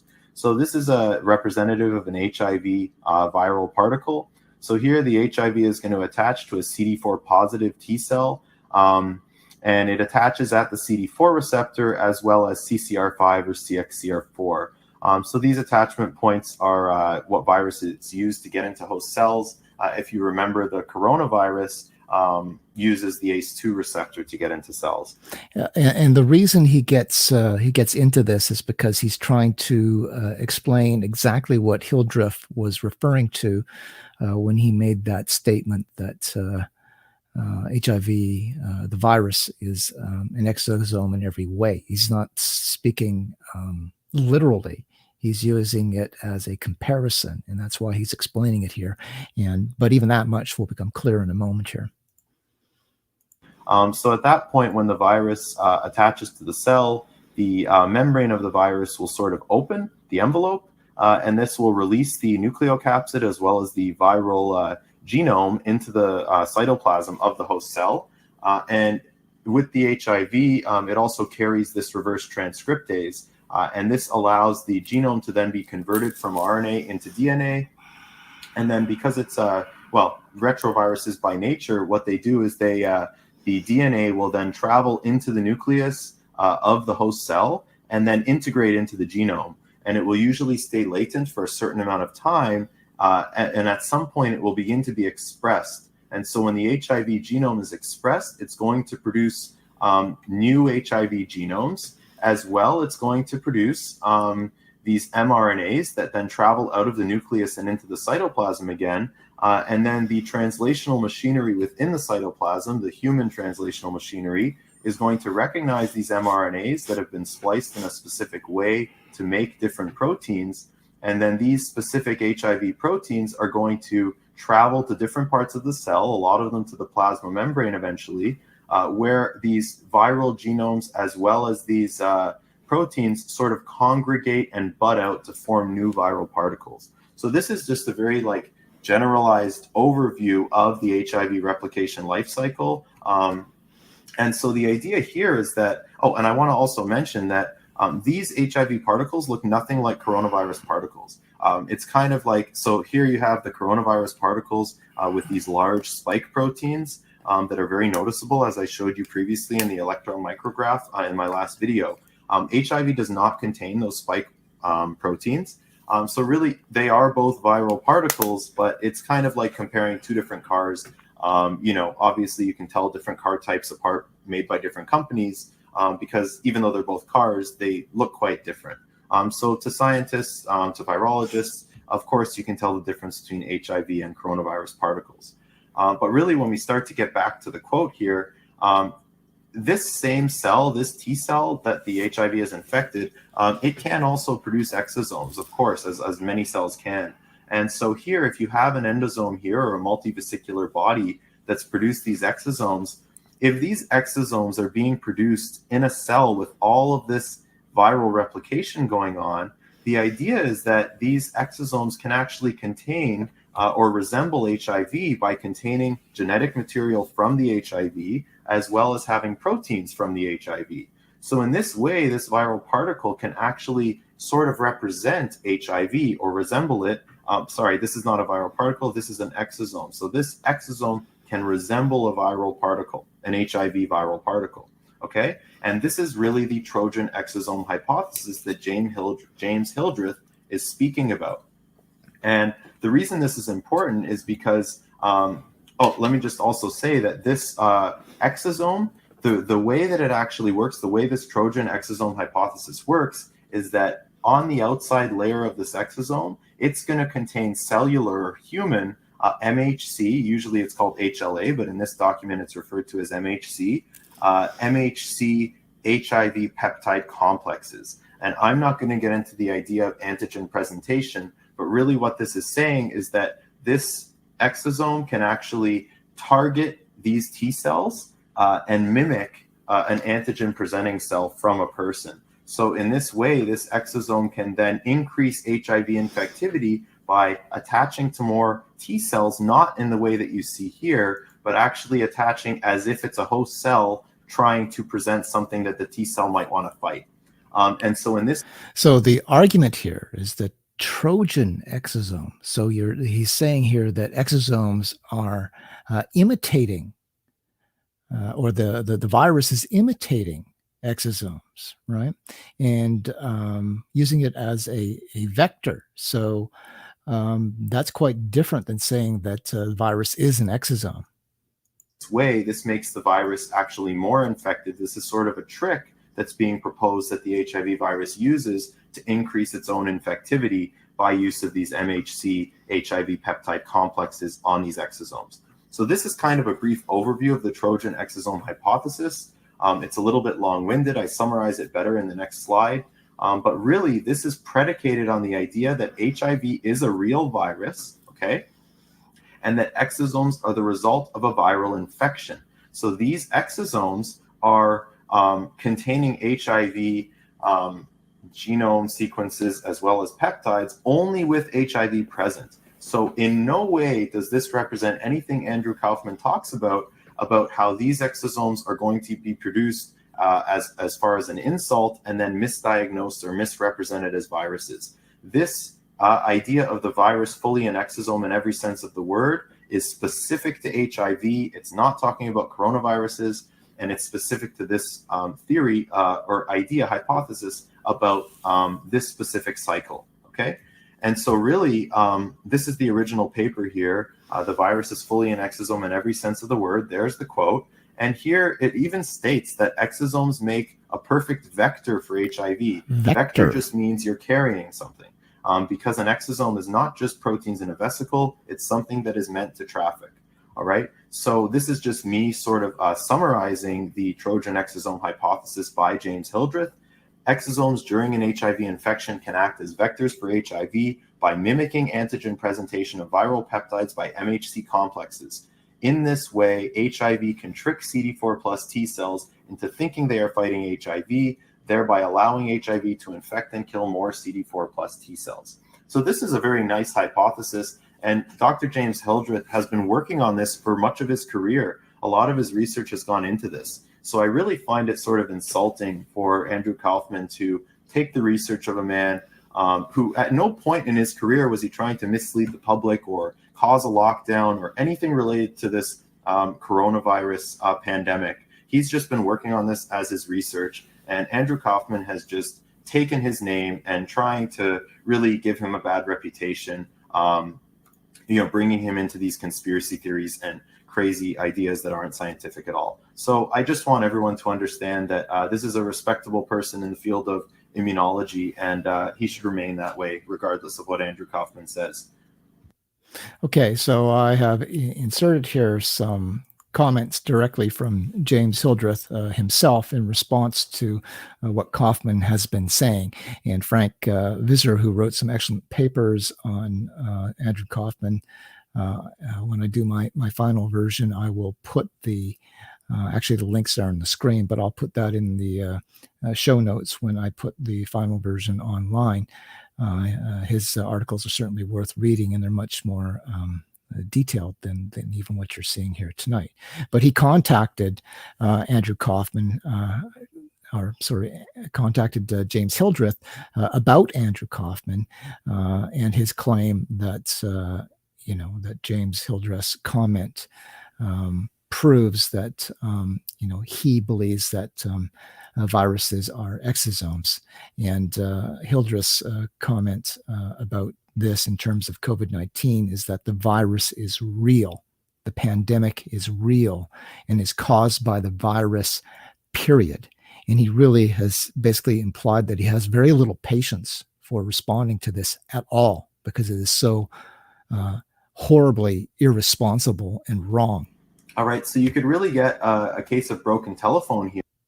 So let me I just missed the other comment there. It was a follow-up comment. There we are. So apparently some are citing my work on HIV and exosomes to claim or this can be used to dismiss COVID-19 virus as a serious threat. He provided a link to the paper. Here's the paper. And as you can read for yourself, I do no such thing. COVID-19 is a totally different virus, and it is a serious threat. So this is the man that Kaufman is using to justify his claims, and the man himself regards his claims as rubbish and rejects them out of hand and really has very little patience to deal with it at all. Now, the difference between Kaufman and Hildreth is that Hildreth has spent his entire life researching virology, and Kaufman is a psychiatrist who's read some journal articles, and he's decided that viruses aren't real, and that when people get sick, it's because they're sitting too close to their computer screens or something, or there's a cell phone beaming down on them, and that's why they're getting sick. And it appears that other people are getting sick too. Well, they're just too close to their computer monitors too, or stuff like this.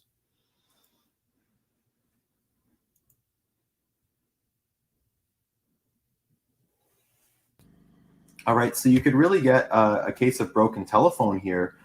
So this is another YouTube comment. Kaufman is no liar. He is articulate and accurate in his analysis. He clearly identifies that COVID-19 is indistinguishable from an exosome. Again, if you watch the previous video, I can show you that's not true. And for comparative analysis, he directly quotes the eminent Dr. James Hildreth, who, when describing HIV, concluded the virus is fully an exosome in every sense of the word. Again, this is... Notice how he says, directly quotes the eminent Dr. James Hildreth. So pay attention here. This eminent virologist, one of the top virologists in the world, has said that it's virus is fully an exosome in every sense of the word. Well, he was talking about a specific virus, and that it mimicked an exosome in its functionality, not that they were the same thing. Right. So they're relying heavily on what other researchers have said, but are misrepresenting them in almost every instance. Not in context at all. It really is actually irrelevant to the whole coronavirus situation, to COVID-19. There's no relation between this quote and anything that's happening now. So there is a question here from Amanda about whether or not I think that COVID-19 is a serious threat. As I've said before, and have said since this whole sort of COVID-19 madness thing broke out, I believe that the reaction has been way over the top. It's been, in my opinion, exaggerated. The numbers have been exaggerated. Everything's been exaggerated. The government is using this to put in all kinds of draconian new laws and policies and that type of stuff. So I do not question that COVID-19 is being used and manipulated, and the destructive power of COVID-19 is being exaggerated. But I have also said from day one that I'm quite confident that there is a virus. And I've said I had a virus in late, I believe it was late January, February, something like that. And there's actually video when I'm on video saying I just got over this horrible flu or something that had all the symptoms of COVID. And it was very nasty, right? Gave me like, I guess what they used to call walking pneumonia, which is like a kind of half case of pneumonia where you got phlegm in your lungs and stuff, but it's not the paralyzing pneumonia that can be so fatal, but it was still very nasty. So I had this virus, and maybe it was what they're calling the COVID-19. So I believe there is a virus out there. I believe that it's probably potentially fatal to old people. And again, the idea that the government would be basing all of these draconian power grabs on something that doesn't exist is ridiculous. Okay, they have virus labs all over the world full of scientists who are under national security agreements who can produce for them real viruses with vaccines and everything anytime they want. Okay, so if they were so draconian to do this, and I'm saying that they are draconian enough to use a virus to manipulate people, what I'm saying is that they're not stupid enough to use to just pretend there's a virus when there isn't a virus. It doesn't make any sense. Okay. So is COVID-19 a serious threat? I believe it is, like many flus out there. So it is a threat, particularly to old people and even some younger people. Like it's not like when I had it, I said it was a very bad, if that's what it was, which it might have been, but if that's what it was a very nasty virus, not the worst one I've had. I had one that was worse, but still nasty enough that I could see, whereas if it infected old people, it would be a mortal threat to them. Okay, so yes, I believe it is a threat. Does that justify shutting down all of society?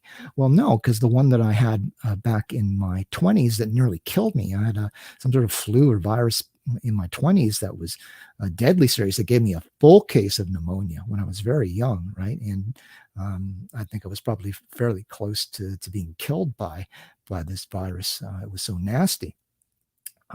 But at that time, and this virus was something that went around, so other people got it and they were sort of devastated too. It went through workplaces, it went through social circles and everything, but they didn't shut down all of society to respond to it. They just sort of let it work its course, right?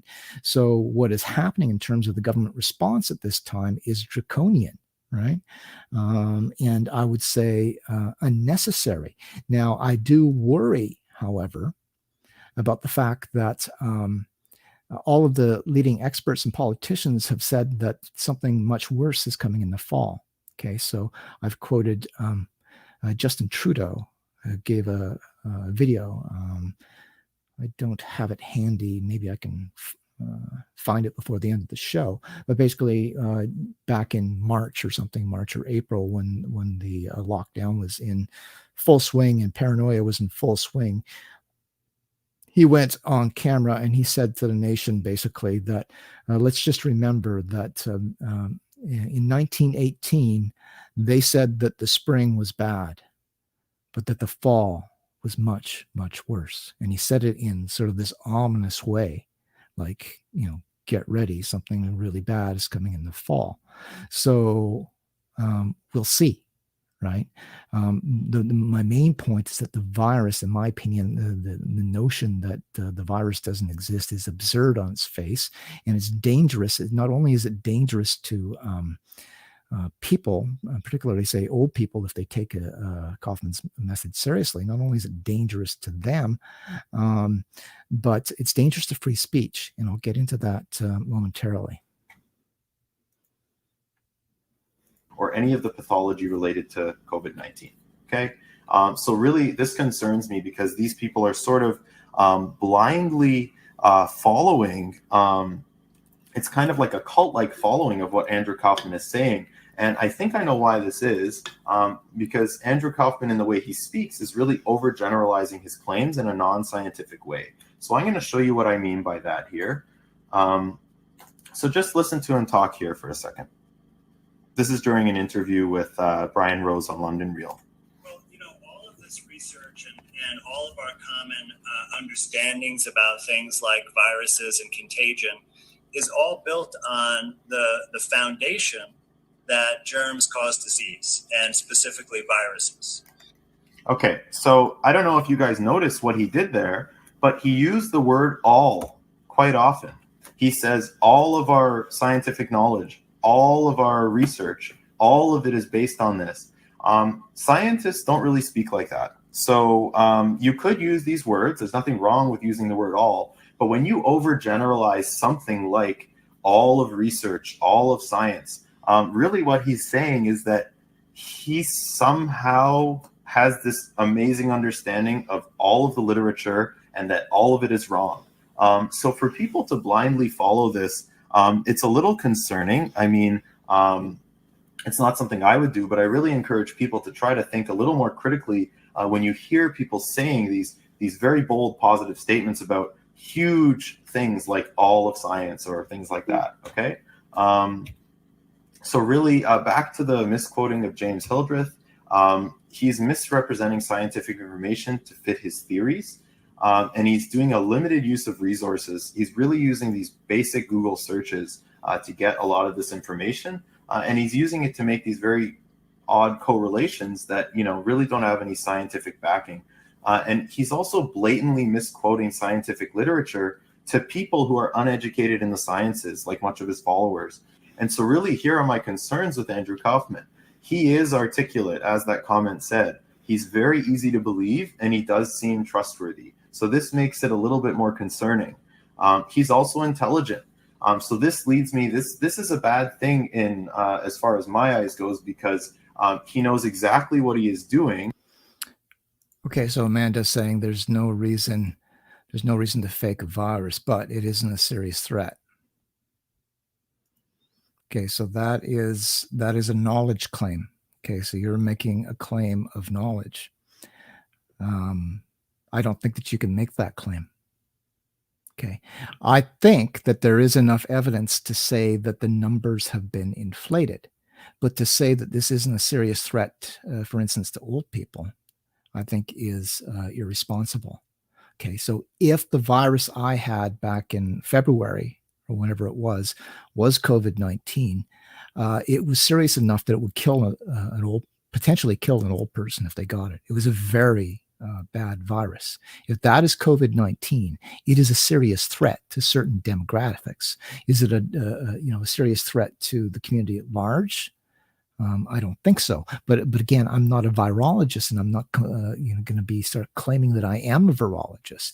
Are there potential conflicts of interest in the information? Is there an agenda being spun? Yes, but I don't have all that information. I can't make a categorical statement by saying it isn't a serious threat. That's a categorical statement, right? And I don't know that you've got enough proof.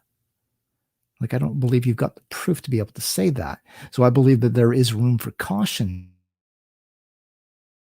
here. And if we go back to when I had I believe was a much more serious virus, they didn't lock down society. So I would agree that we don't need to lock down society and have people wearing masks and everything everywhere. I agree with that, but I would not be so bold as to say it's not a serious threat, particularly to old people, right? So that's just my feeling on that.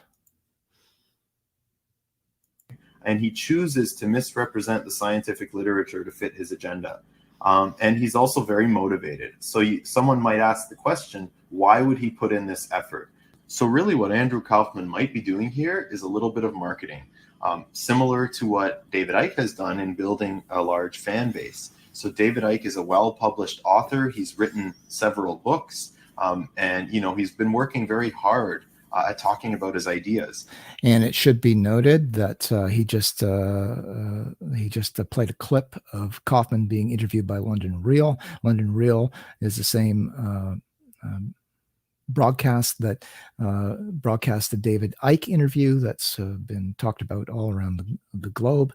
And at last check, they had made, I think it's into the millions now of dollars off of that broadcast. So there's a lot of money to be made there. Although I don't believe that necessarily money is the object here. And as well, he does these live events where he gets people to buy tickets and listen to him talk for 6 to 12 hours. And this is a very good business model. It works very well. It's a similar business model that's used by these preachers who they speak about religion. So maybe David Icke here is speaking about conspiracy theories, whereas Benny Hinn here, who's a famous preacher, is speaking about religion. Both of them have very successful business models where people want to listen to them talk about what they talk about. So if Andrew Kaufman is possibly doing something like this, the problem here comes when someone tries to misrepresent science or misrepresent the quotes by scientists about certain scientific topics that they've been studying. So if Andrew Kaufman is saying Kary Mullis said this, therefore, whatever he says, or James Hildreth quotes the virus is fully an exosome in every sense of the word, therefore Andrew Kaufman's theory is correct. This is where I have an issue.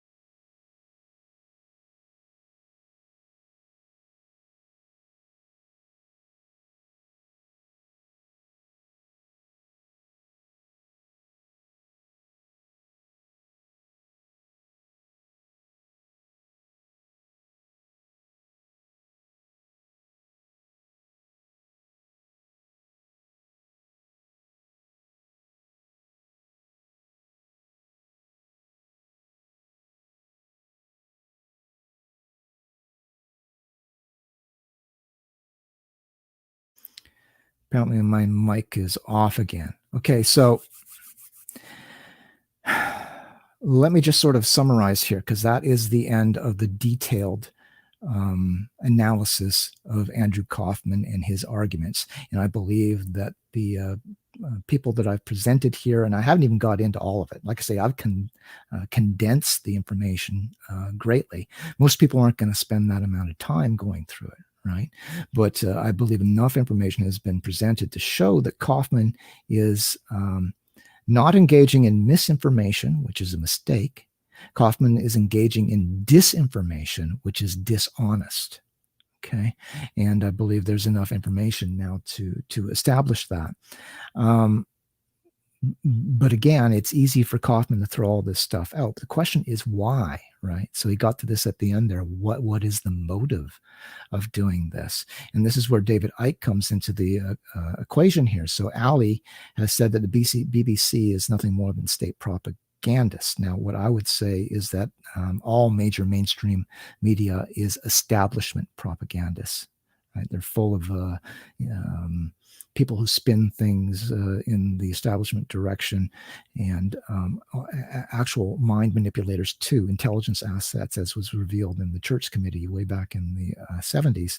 We know that there are intelligence operations out there infiltrating media. So I would say all media outlets are disinformation propagandists. And people have said to me that David Icke, the shape-shifting lizard men in the moon controlling people's brains guy, is telling the truth because he's been censored. Look how he's been censored. There must be that's proof that he's telling the truth, right? But when you look at exactly, how has he been censored, and I'm going to bring that up for you right now. I tried to find it earlier. I think I'll find it this time. There we are. So if we look at the BBC's coverage of this, just make this larger. Get rid of Ali's comment there. So this was when David Icke was taken off of YouTube. It didn't hurt him at all. Again, they made millions of dollars off of this podcast. Okay, where all that money is going, I don't know. But this is as reported by London Real. And the guy at London Real, I think, is a con man as well.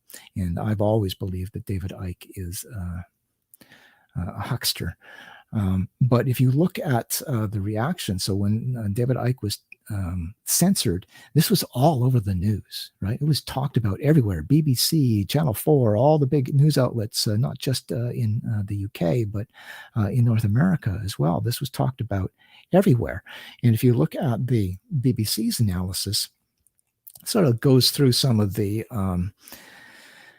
the charges by YouTube against him, what he's alleged to have said and stuff, but there's no meaningful analysis of what Icke is saying, and nor any attempt to really take apart what he is saying. They're just sort of putting it out there that he's been censored and these are the charges.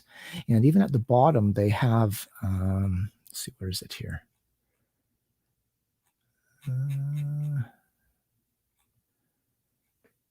There's an analysis. Anyway, they've got an analysis that's done by somebody who's supposed to be a fact checker for the BBC.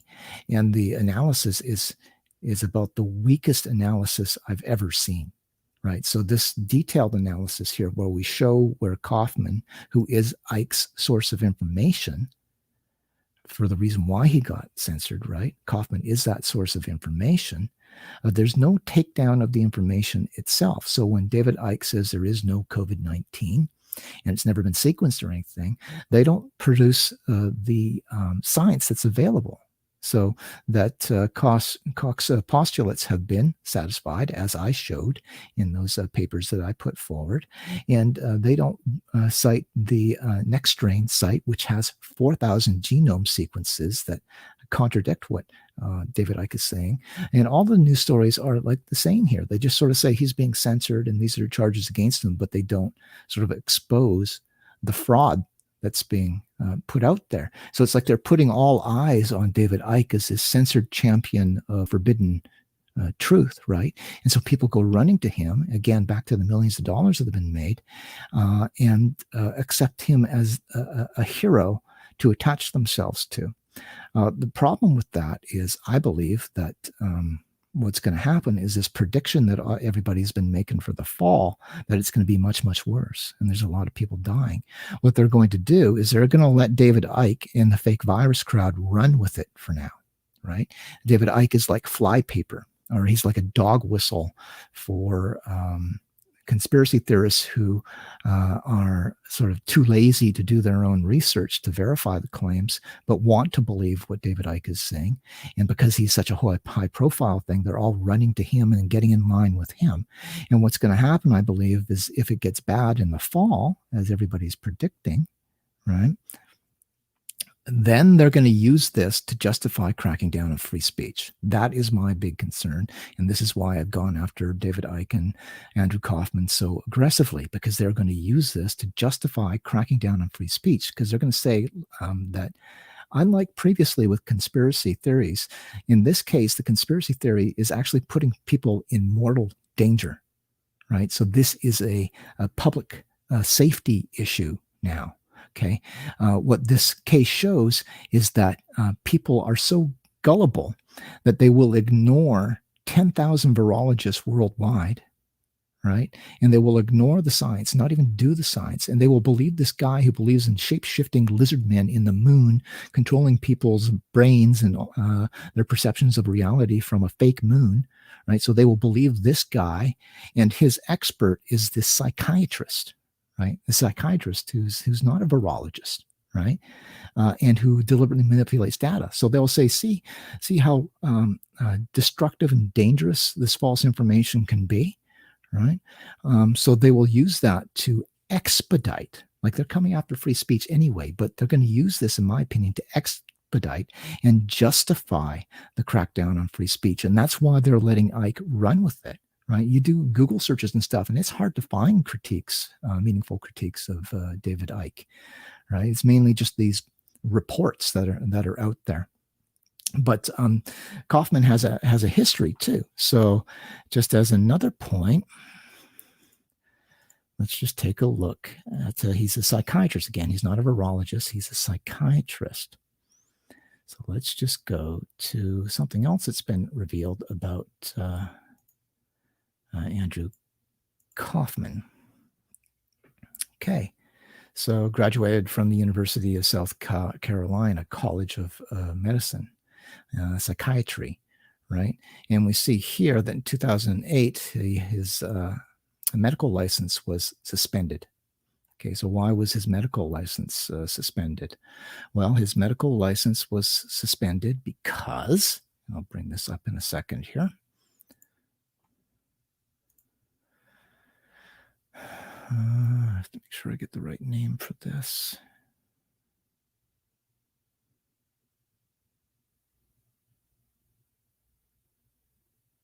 Okay. Bear with me. Why was his medical license suspended?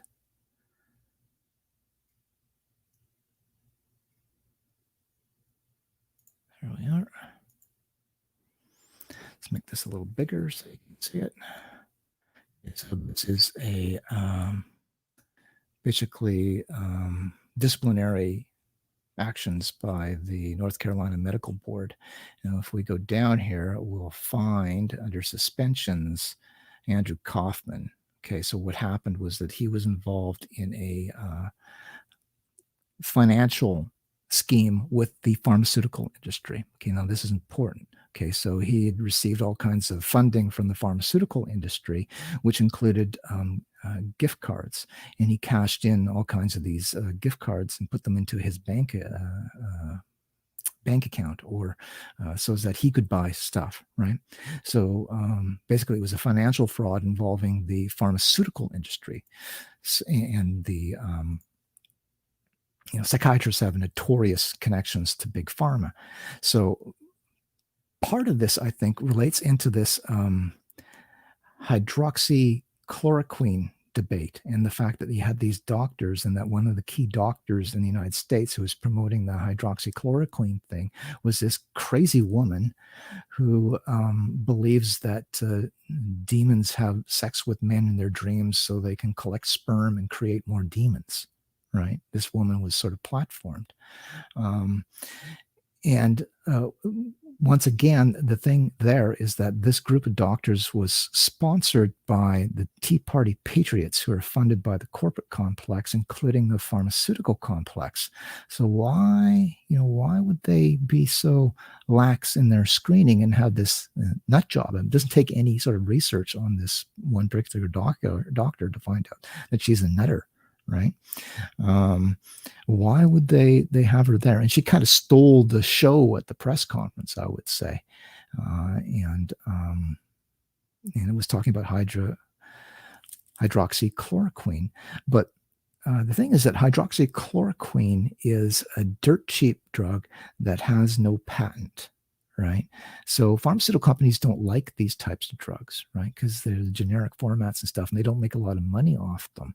So here we've got the pharmaceutical industry out there allegedly platforming this drug.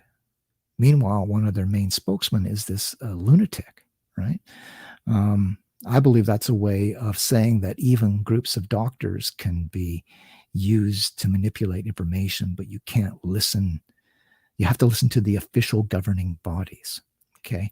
And again, back to Kaufman, connections to the pharmaceutical industry. Okay. So they want people to trust experts, right? And the experts' recommendations, which are vaccines and all this stuff. So what they want to do is they want to get people believing this ridiculous idea about a fake virus, right?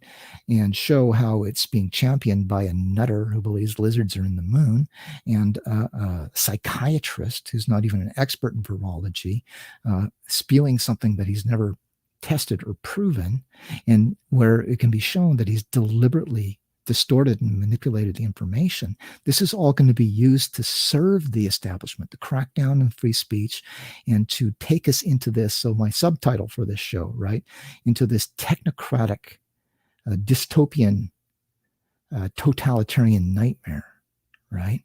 And so I believe this is being used, and I think that's going to sort of come to play. This is a prediction. I hope I'm wrong. I don't think I'm going to be wrong. I believe this is what they're doing. So this is being used, but it is so important. And I have, over the course of time, of course, of my involvement in debates with the establishment about transitioning children and stuff, I've been so careful about my information, making sure I'm getting the information as correct as I possibly can, in never engaging in disinformation. And where I see people who are associated with me or on the same side of this debate engaging in disinformation, I call them out immediately, because I believe it is too important. You can't let that type of stuff get out there, because it is discrediting. And I've also been very careful about who I am aligning myself with, because guilt by association is powerful. So Brian Ruhe, this Nazi guy, right, shows up at my, the last time I was in court, Brian Ruhe said that, and I basically told him to go away. I want nothing to do with you. Be gone. You're not helping me at all, right? I would say the same thing about David Icke, right? And people say, oh, well, just because David Icke believes in shape-shifting lizards in the moon controlling things doesn't mean all of his information is bad. Of course not. Okay, but that's how intelligence strategies work in terms of discrediting information, is they have somebody who's giving all kinds of good information, but then they've got this, bad information, right? And so the good information actually ends up being sullied by this bad information. So whereas you've got somebody like David Icke, who is irreparably and permanently stained by the shape-shifting lizard thing, he'll never escape that. It will always be used against him. And anybody who attaches themselves to David Icke as their hero are going to have that same stain painted onto them as well. And so I'm telling people, do not let David Icke be your champion. Okay? Now, back to this idea that they are exaggerating the numbers and stuff. Yes. Okay, I believe that, but I also believe that it might get worse in the fall, and they've been warning us about this, right? But right now, I'd say, sure, they're exaggerating it, but I don't believe that there's a fake, like the virus has been faked. I don't believe that. And all of the evidence points away from that, right? So I would discourage people from putting that theory out there because it's going to harm us in the long run. Now, I want to get into this question of people out there on Twitter and social media and stuff talking about how Health Canada has confirmed that they can't prove that the virus exists, right? Okay, this is another nonsense thing. Okay, this is another manipulation. So let's go to the letter for that. And let's see if I can find it here. There it is. Give me a second here.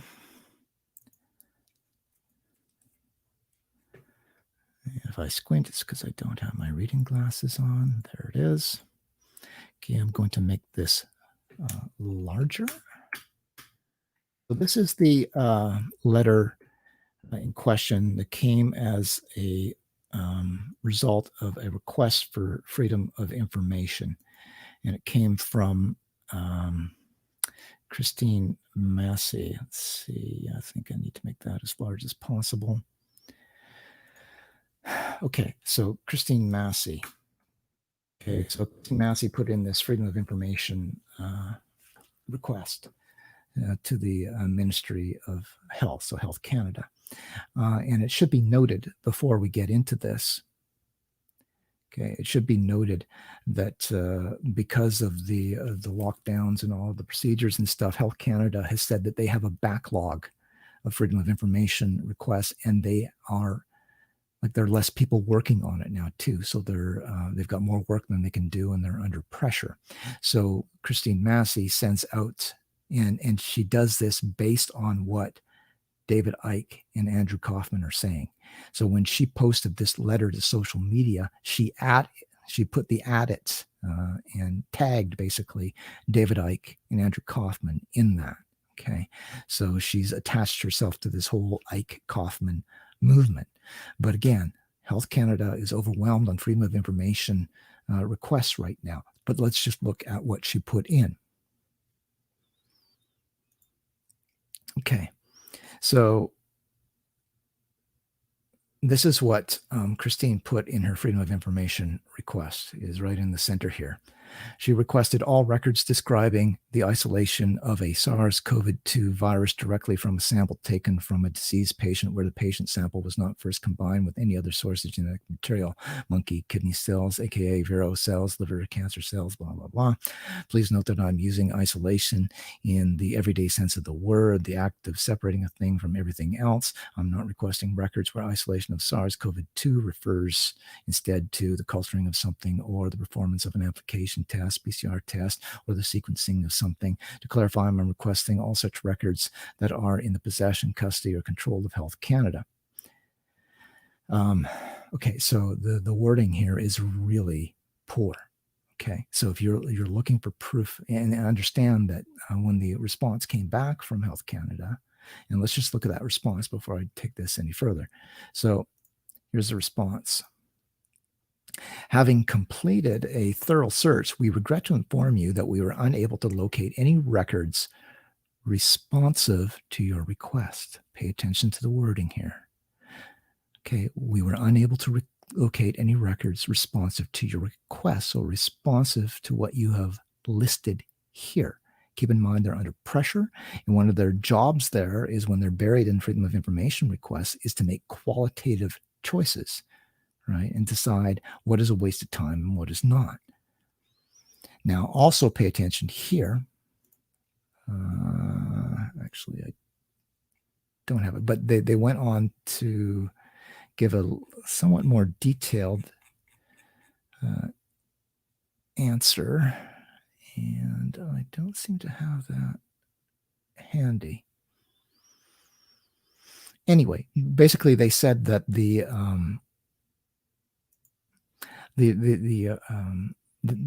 information on COVID-19 was not centralized, and that it wasn't even possible to go through all of the records in the way that was being requested, right?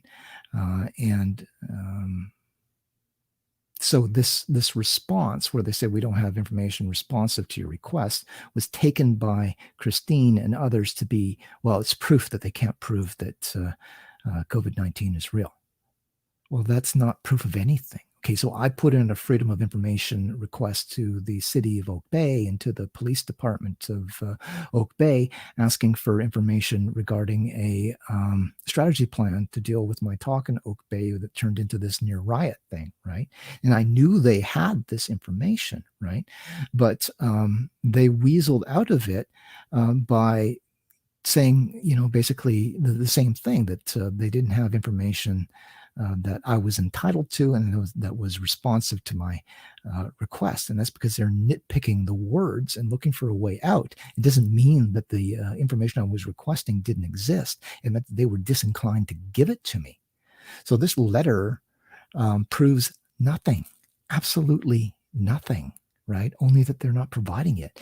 Now, the other thing is that Health Canada is going to say that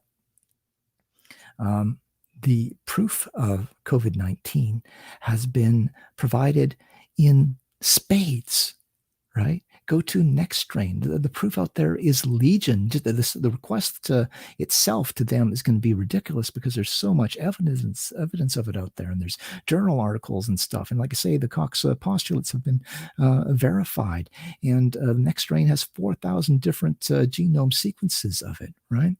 So, trying to prove that the virus exists is an absurd request from their perspective. So they're disinclined to respond to it, right? It proves nothing, right? But yet they're running around out there saying, oh, this proves that the virus isn't real. It proves nothing of the sort. So that's that. So Ike's thing is to reveal an important truth, then speed on past truth into Crazy Town, which discredits the truth in unthinking people's minds. Exactly. Right. And that is why I'm telling people, just push away from David Icke. Okay. He's not going to help you get to the truth. Okay. It seems easy to you because he's got millions of followers. Okay. But David Icke is kind of like what I call about the evangelical cap. So I talk about this sometimes with Laura Lynn. So Laura Lynn's got a lot of followers, but that's because they're coming out of the evangelical community, but there is a cap there. Right. So you can only get so many evangelical followers and then you cap out. And though it's a fairly big number, you can't get into the kind of numbers you need to change policy or the world. Right.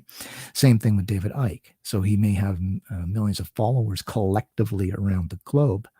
Right. But in a planet of, 7 billion people or whatever it is, that's a small number. Right.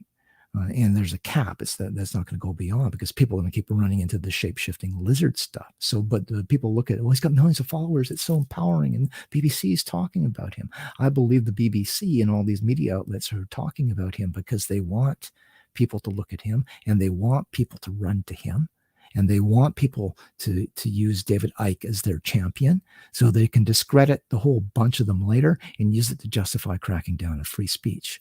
It's very dangerous to me. Okay. And that's why I've got a big problem with Icke and Kaufman. Now, there is one other thing that has been revealed recently. I have determined what the real conspiracy is here with Andrew Kaufman. And this was courtesy of help from a friend and just some sort of stuff that was sort of right out there. So Andrew Kaufman. Now let me just go get something here.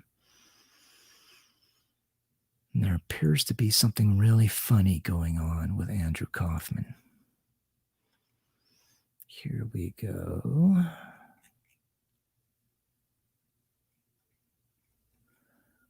If I can find it. That's not it.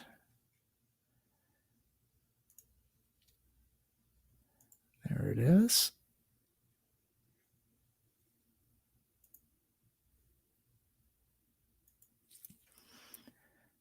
Okay. Give me a second.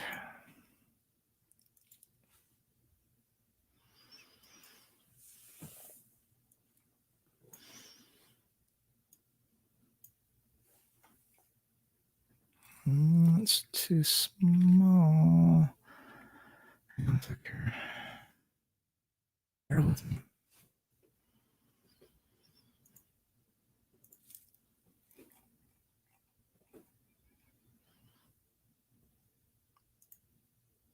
There we are.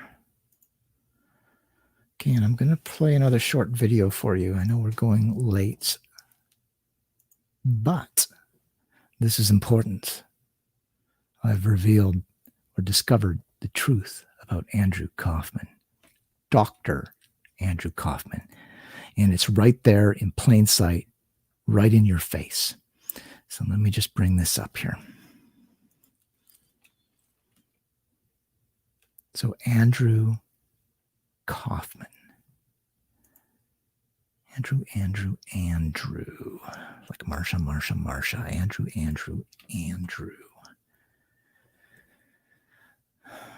There we are.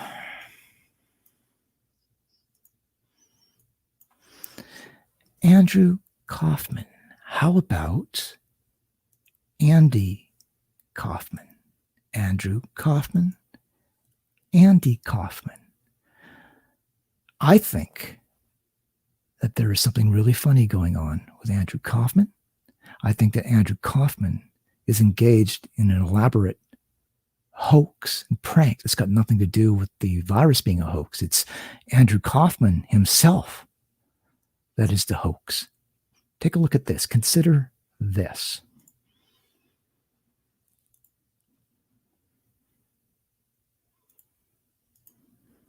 Here we go.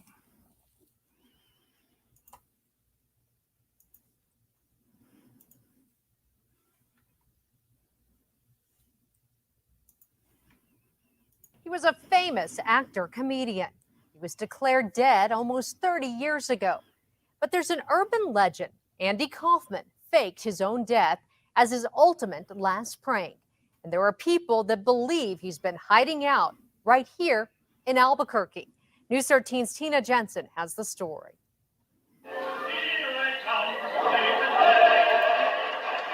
Andy Kaufman was considered by some as less a comedian and more of a performance artist who wanted to make the audience question reality. Some say if anyone could pull off faking his own cancer death in LA 29 years ago this month, it would be Andy Kaufman. I think it's certainly possible that he's still alive. Edgewood writer Jack Bristow is part of a group of fans recently interviewed by the Huffington Post who explain in detail why some people believe Kaufman has created a whole different life in the land of enchantment. He told people he was going to fake his death before it happened, years before. As the story goes, fans say Kaufman has a long-lost son in Indiana who eventually tracked Kaufman. Okay. Now, stay with me here. Andrew Kaufman, Andy Kaufman. Stay with me here. Andy Kaufman was notorious for pranks and impersonations. Stay with me. Down in Albuquerque. Fans believe the son created this cryptic video of Kaufman and posted it online after Kaufman shunned him. A few years ago, there were rumors he was living in Taos. And in 2005, a claim that Andy Kaufman was seen panhandling at an Albuquerque Walmart, something he was known to do as a gag. So is Kaufman living a whole new life in Albuquerque? Hey, I am out, man. Read my lips. For Kaufman's believers, the legends and the questions continue. Tina Jensen, KRQE News 13. There are also fans who say if he's living in Albuquerque, he should be left alone. If Andy Kaufman were actually alive today, he'd be 64.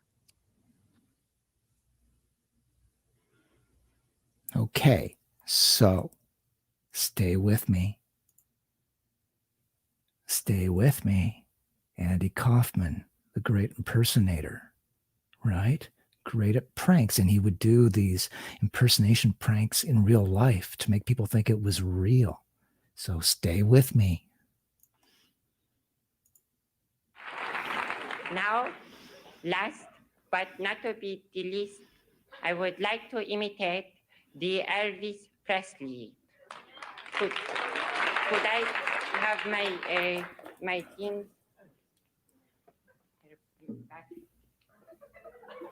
Thank you. All right, Elvis Presley.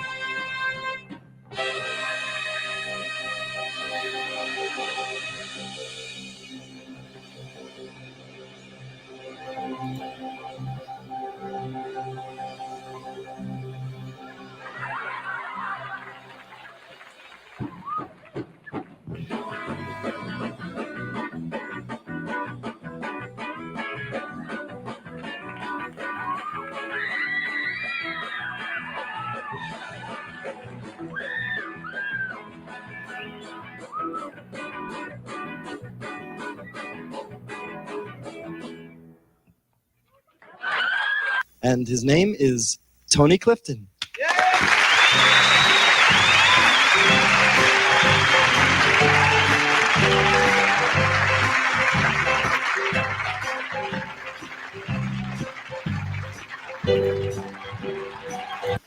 Andy Kaufman was a man of 1,000 different characters and 1,000 different faces.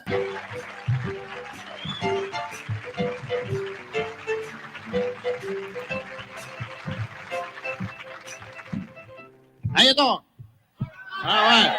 Nice to see everybody out here. Everybody feeling good? All right. You know, I just came back from the east. Let me tell you something. It was so cold there. How cold was it? I don't ask you. I didn't ask you. Can we start this again? I didn't ask you. I didn't ask you. Come on up here. Why don't you come up here?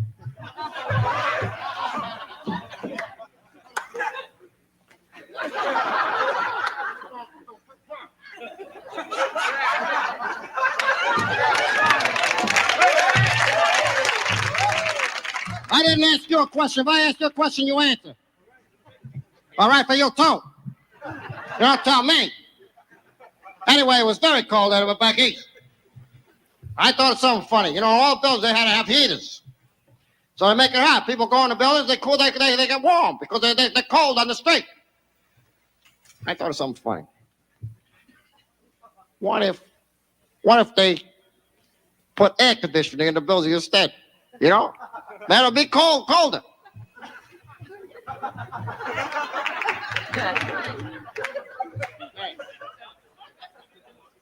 All right, thank you. 1,000 different faces and 1,000 different characters, including a doctor. Should I go inside and take off all my clothes? Hey, what do you want? Me to get sick? What's your problem? Oh, I'm not sure. Okay. Does this hurt? No. Does this hurt? No. How about this? I know your problem now. You can't take it. You gotta relax. Here's some sleeping pills. Now, there's enough there to last you for 3 months. What, should I take one a day? I know you. You'll forget. Take them all now. Call me in the morning if you wake up. Now, get out of here. Okay, so Andy Kaufman impersonating a doctor. Andy Kaufman, Andrew Kaufman. What we have done is we have gotten a crack digital facial recognition team together. And what we have done is we have done a comparison between Andy Kaufman, the comedian, and Andrew Kaufman, the psychiatrist doctor who now claims to be the world's leading virologist. A claim so absurd that it could only be in. Give me a sec here. I'm just going to bring it up. It's coming up here. There it is. that's not it. Hang on. One more minute, please. I've got it here. I know the suspense is killing you. What were the results of the digital facial recognition comparison? Here it comes. Stay with me. Coming up. And here it is. Okay. So here we are. All right. I want you to look on the left here. This is the comedian Andy Kaufman. In the middle here is the alleged psychiatrist and alleged Dr. Andrew Kaufman. On the right here, we have taken Andy Kaufman, the comedian, and we have given him a beard. And lo and behold, it looks pretty similar to me. So I think that just maybe, that this is the real conspiracy that's going on here, that Andrew Kaufman, the doctor, the psychiatrist, the world's greatest virologist, is actually the comedian Andy Kaufman, and this is just another prank. So that is the real conspiracy. I think you should spread that around the internet, put it on all the social media channels so they know the truth about this scam, this latest prank by that, relentless, merciless prankster, Andy Kaufman. And this time, sort of going over the edge and being right in your face, right? Coming back and using his own name to pull off this prank. It's just so genius. Anyway, so that is about it for this week. I know this one went on a long time, but there's a lot of material. The final version I will cut up into parts, and I will provide all the citations and stuff. And hopefully this new revelation of the conspiracy will go viral out there. What I'm going to do now is I'm going to say goodbye to the Facebook people. Bye-bye, Facebook people, because I'm going to put on my closing music. And I can't play that on Facebook because of the copyright restrictions. I'm allowed to play it on YouTube because it's licensed to YouTube. So bye-bye, Facebook. Thanks for tuning in. And I'll create a wonderful, high-quality version of this without all the errors and mistakes with the microphone and stuff. So bye.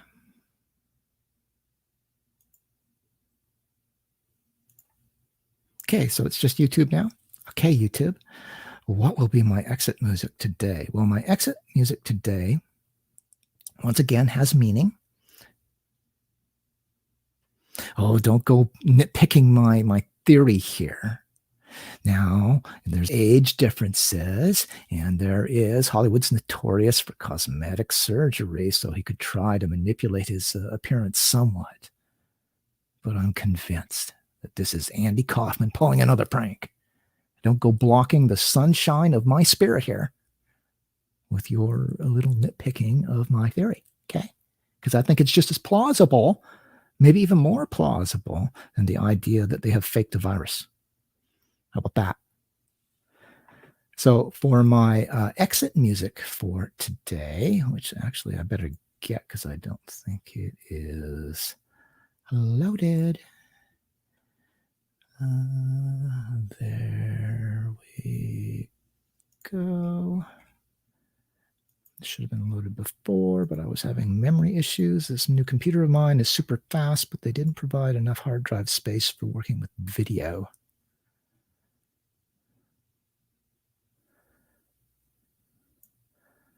So hang on. There it is.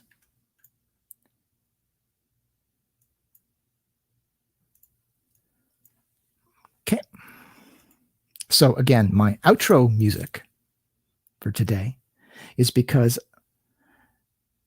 I am always sort of just sort of following the truth where it leads me, and saying what I think in terms of the truth, particularly where it's important. Okay, sometimes you have to do some negotiations along the way when you're dealing particularly with religiously, and I don't let financial concerns or popularity concerns affect my interpretation of data. I will give you what I think about something, and you accept it or reject it. But the reason, the fact that I do this has resulted in pretty much every side sort of going after me at some point.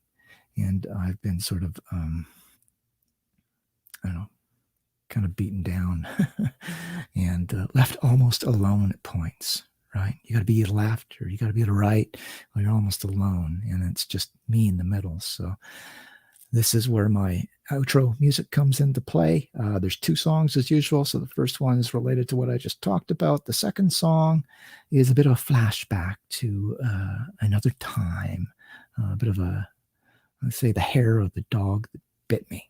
So let's go with the outro. There it is. And that sort of does the talk portion, and I will talk to you all later. And yeah, thanks for tuning in, everybody.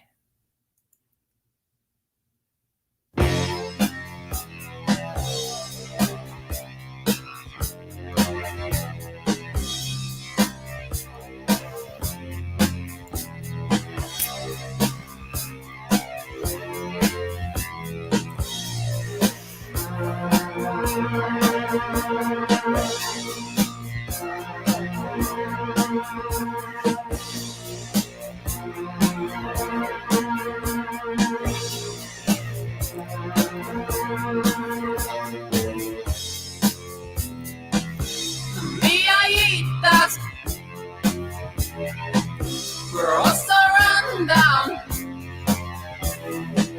I call it mighty, but I'll only fade away. And I hate to fade along. Now there's only me.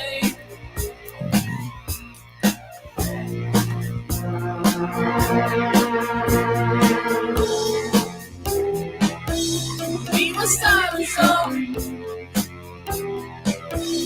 we were so wrong. Now it's over, but there's no one left to see, and there's no one left to die. There's only me.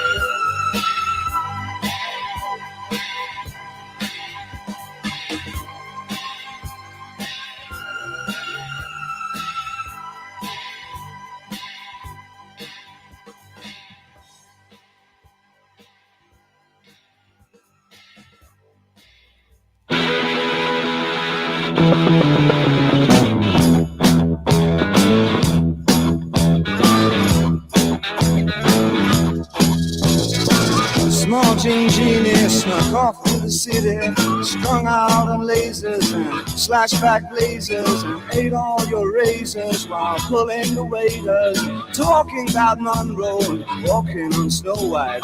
New York's a go-go and everything tastes nice. Poor little greenie. Ooh. Get back on it. Genie lives on his back. Genie loves chimney stacks. He's outrageous, he screams and he falls. But Genie, let yourself go.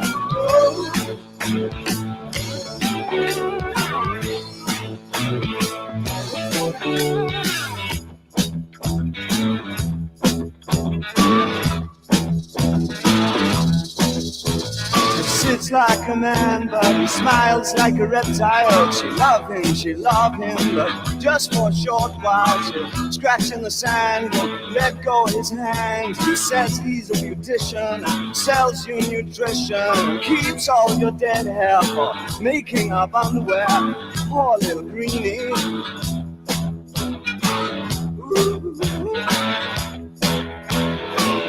Genie lives on his back. The Genie loves chimney stacks. He's outrageous, he screams and he moans. But Genie, let yourself go.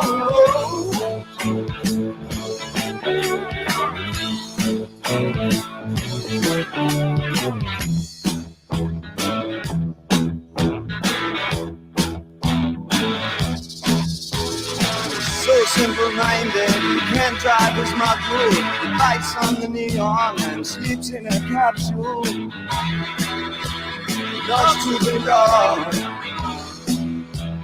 Loves to belong.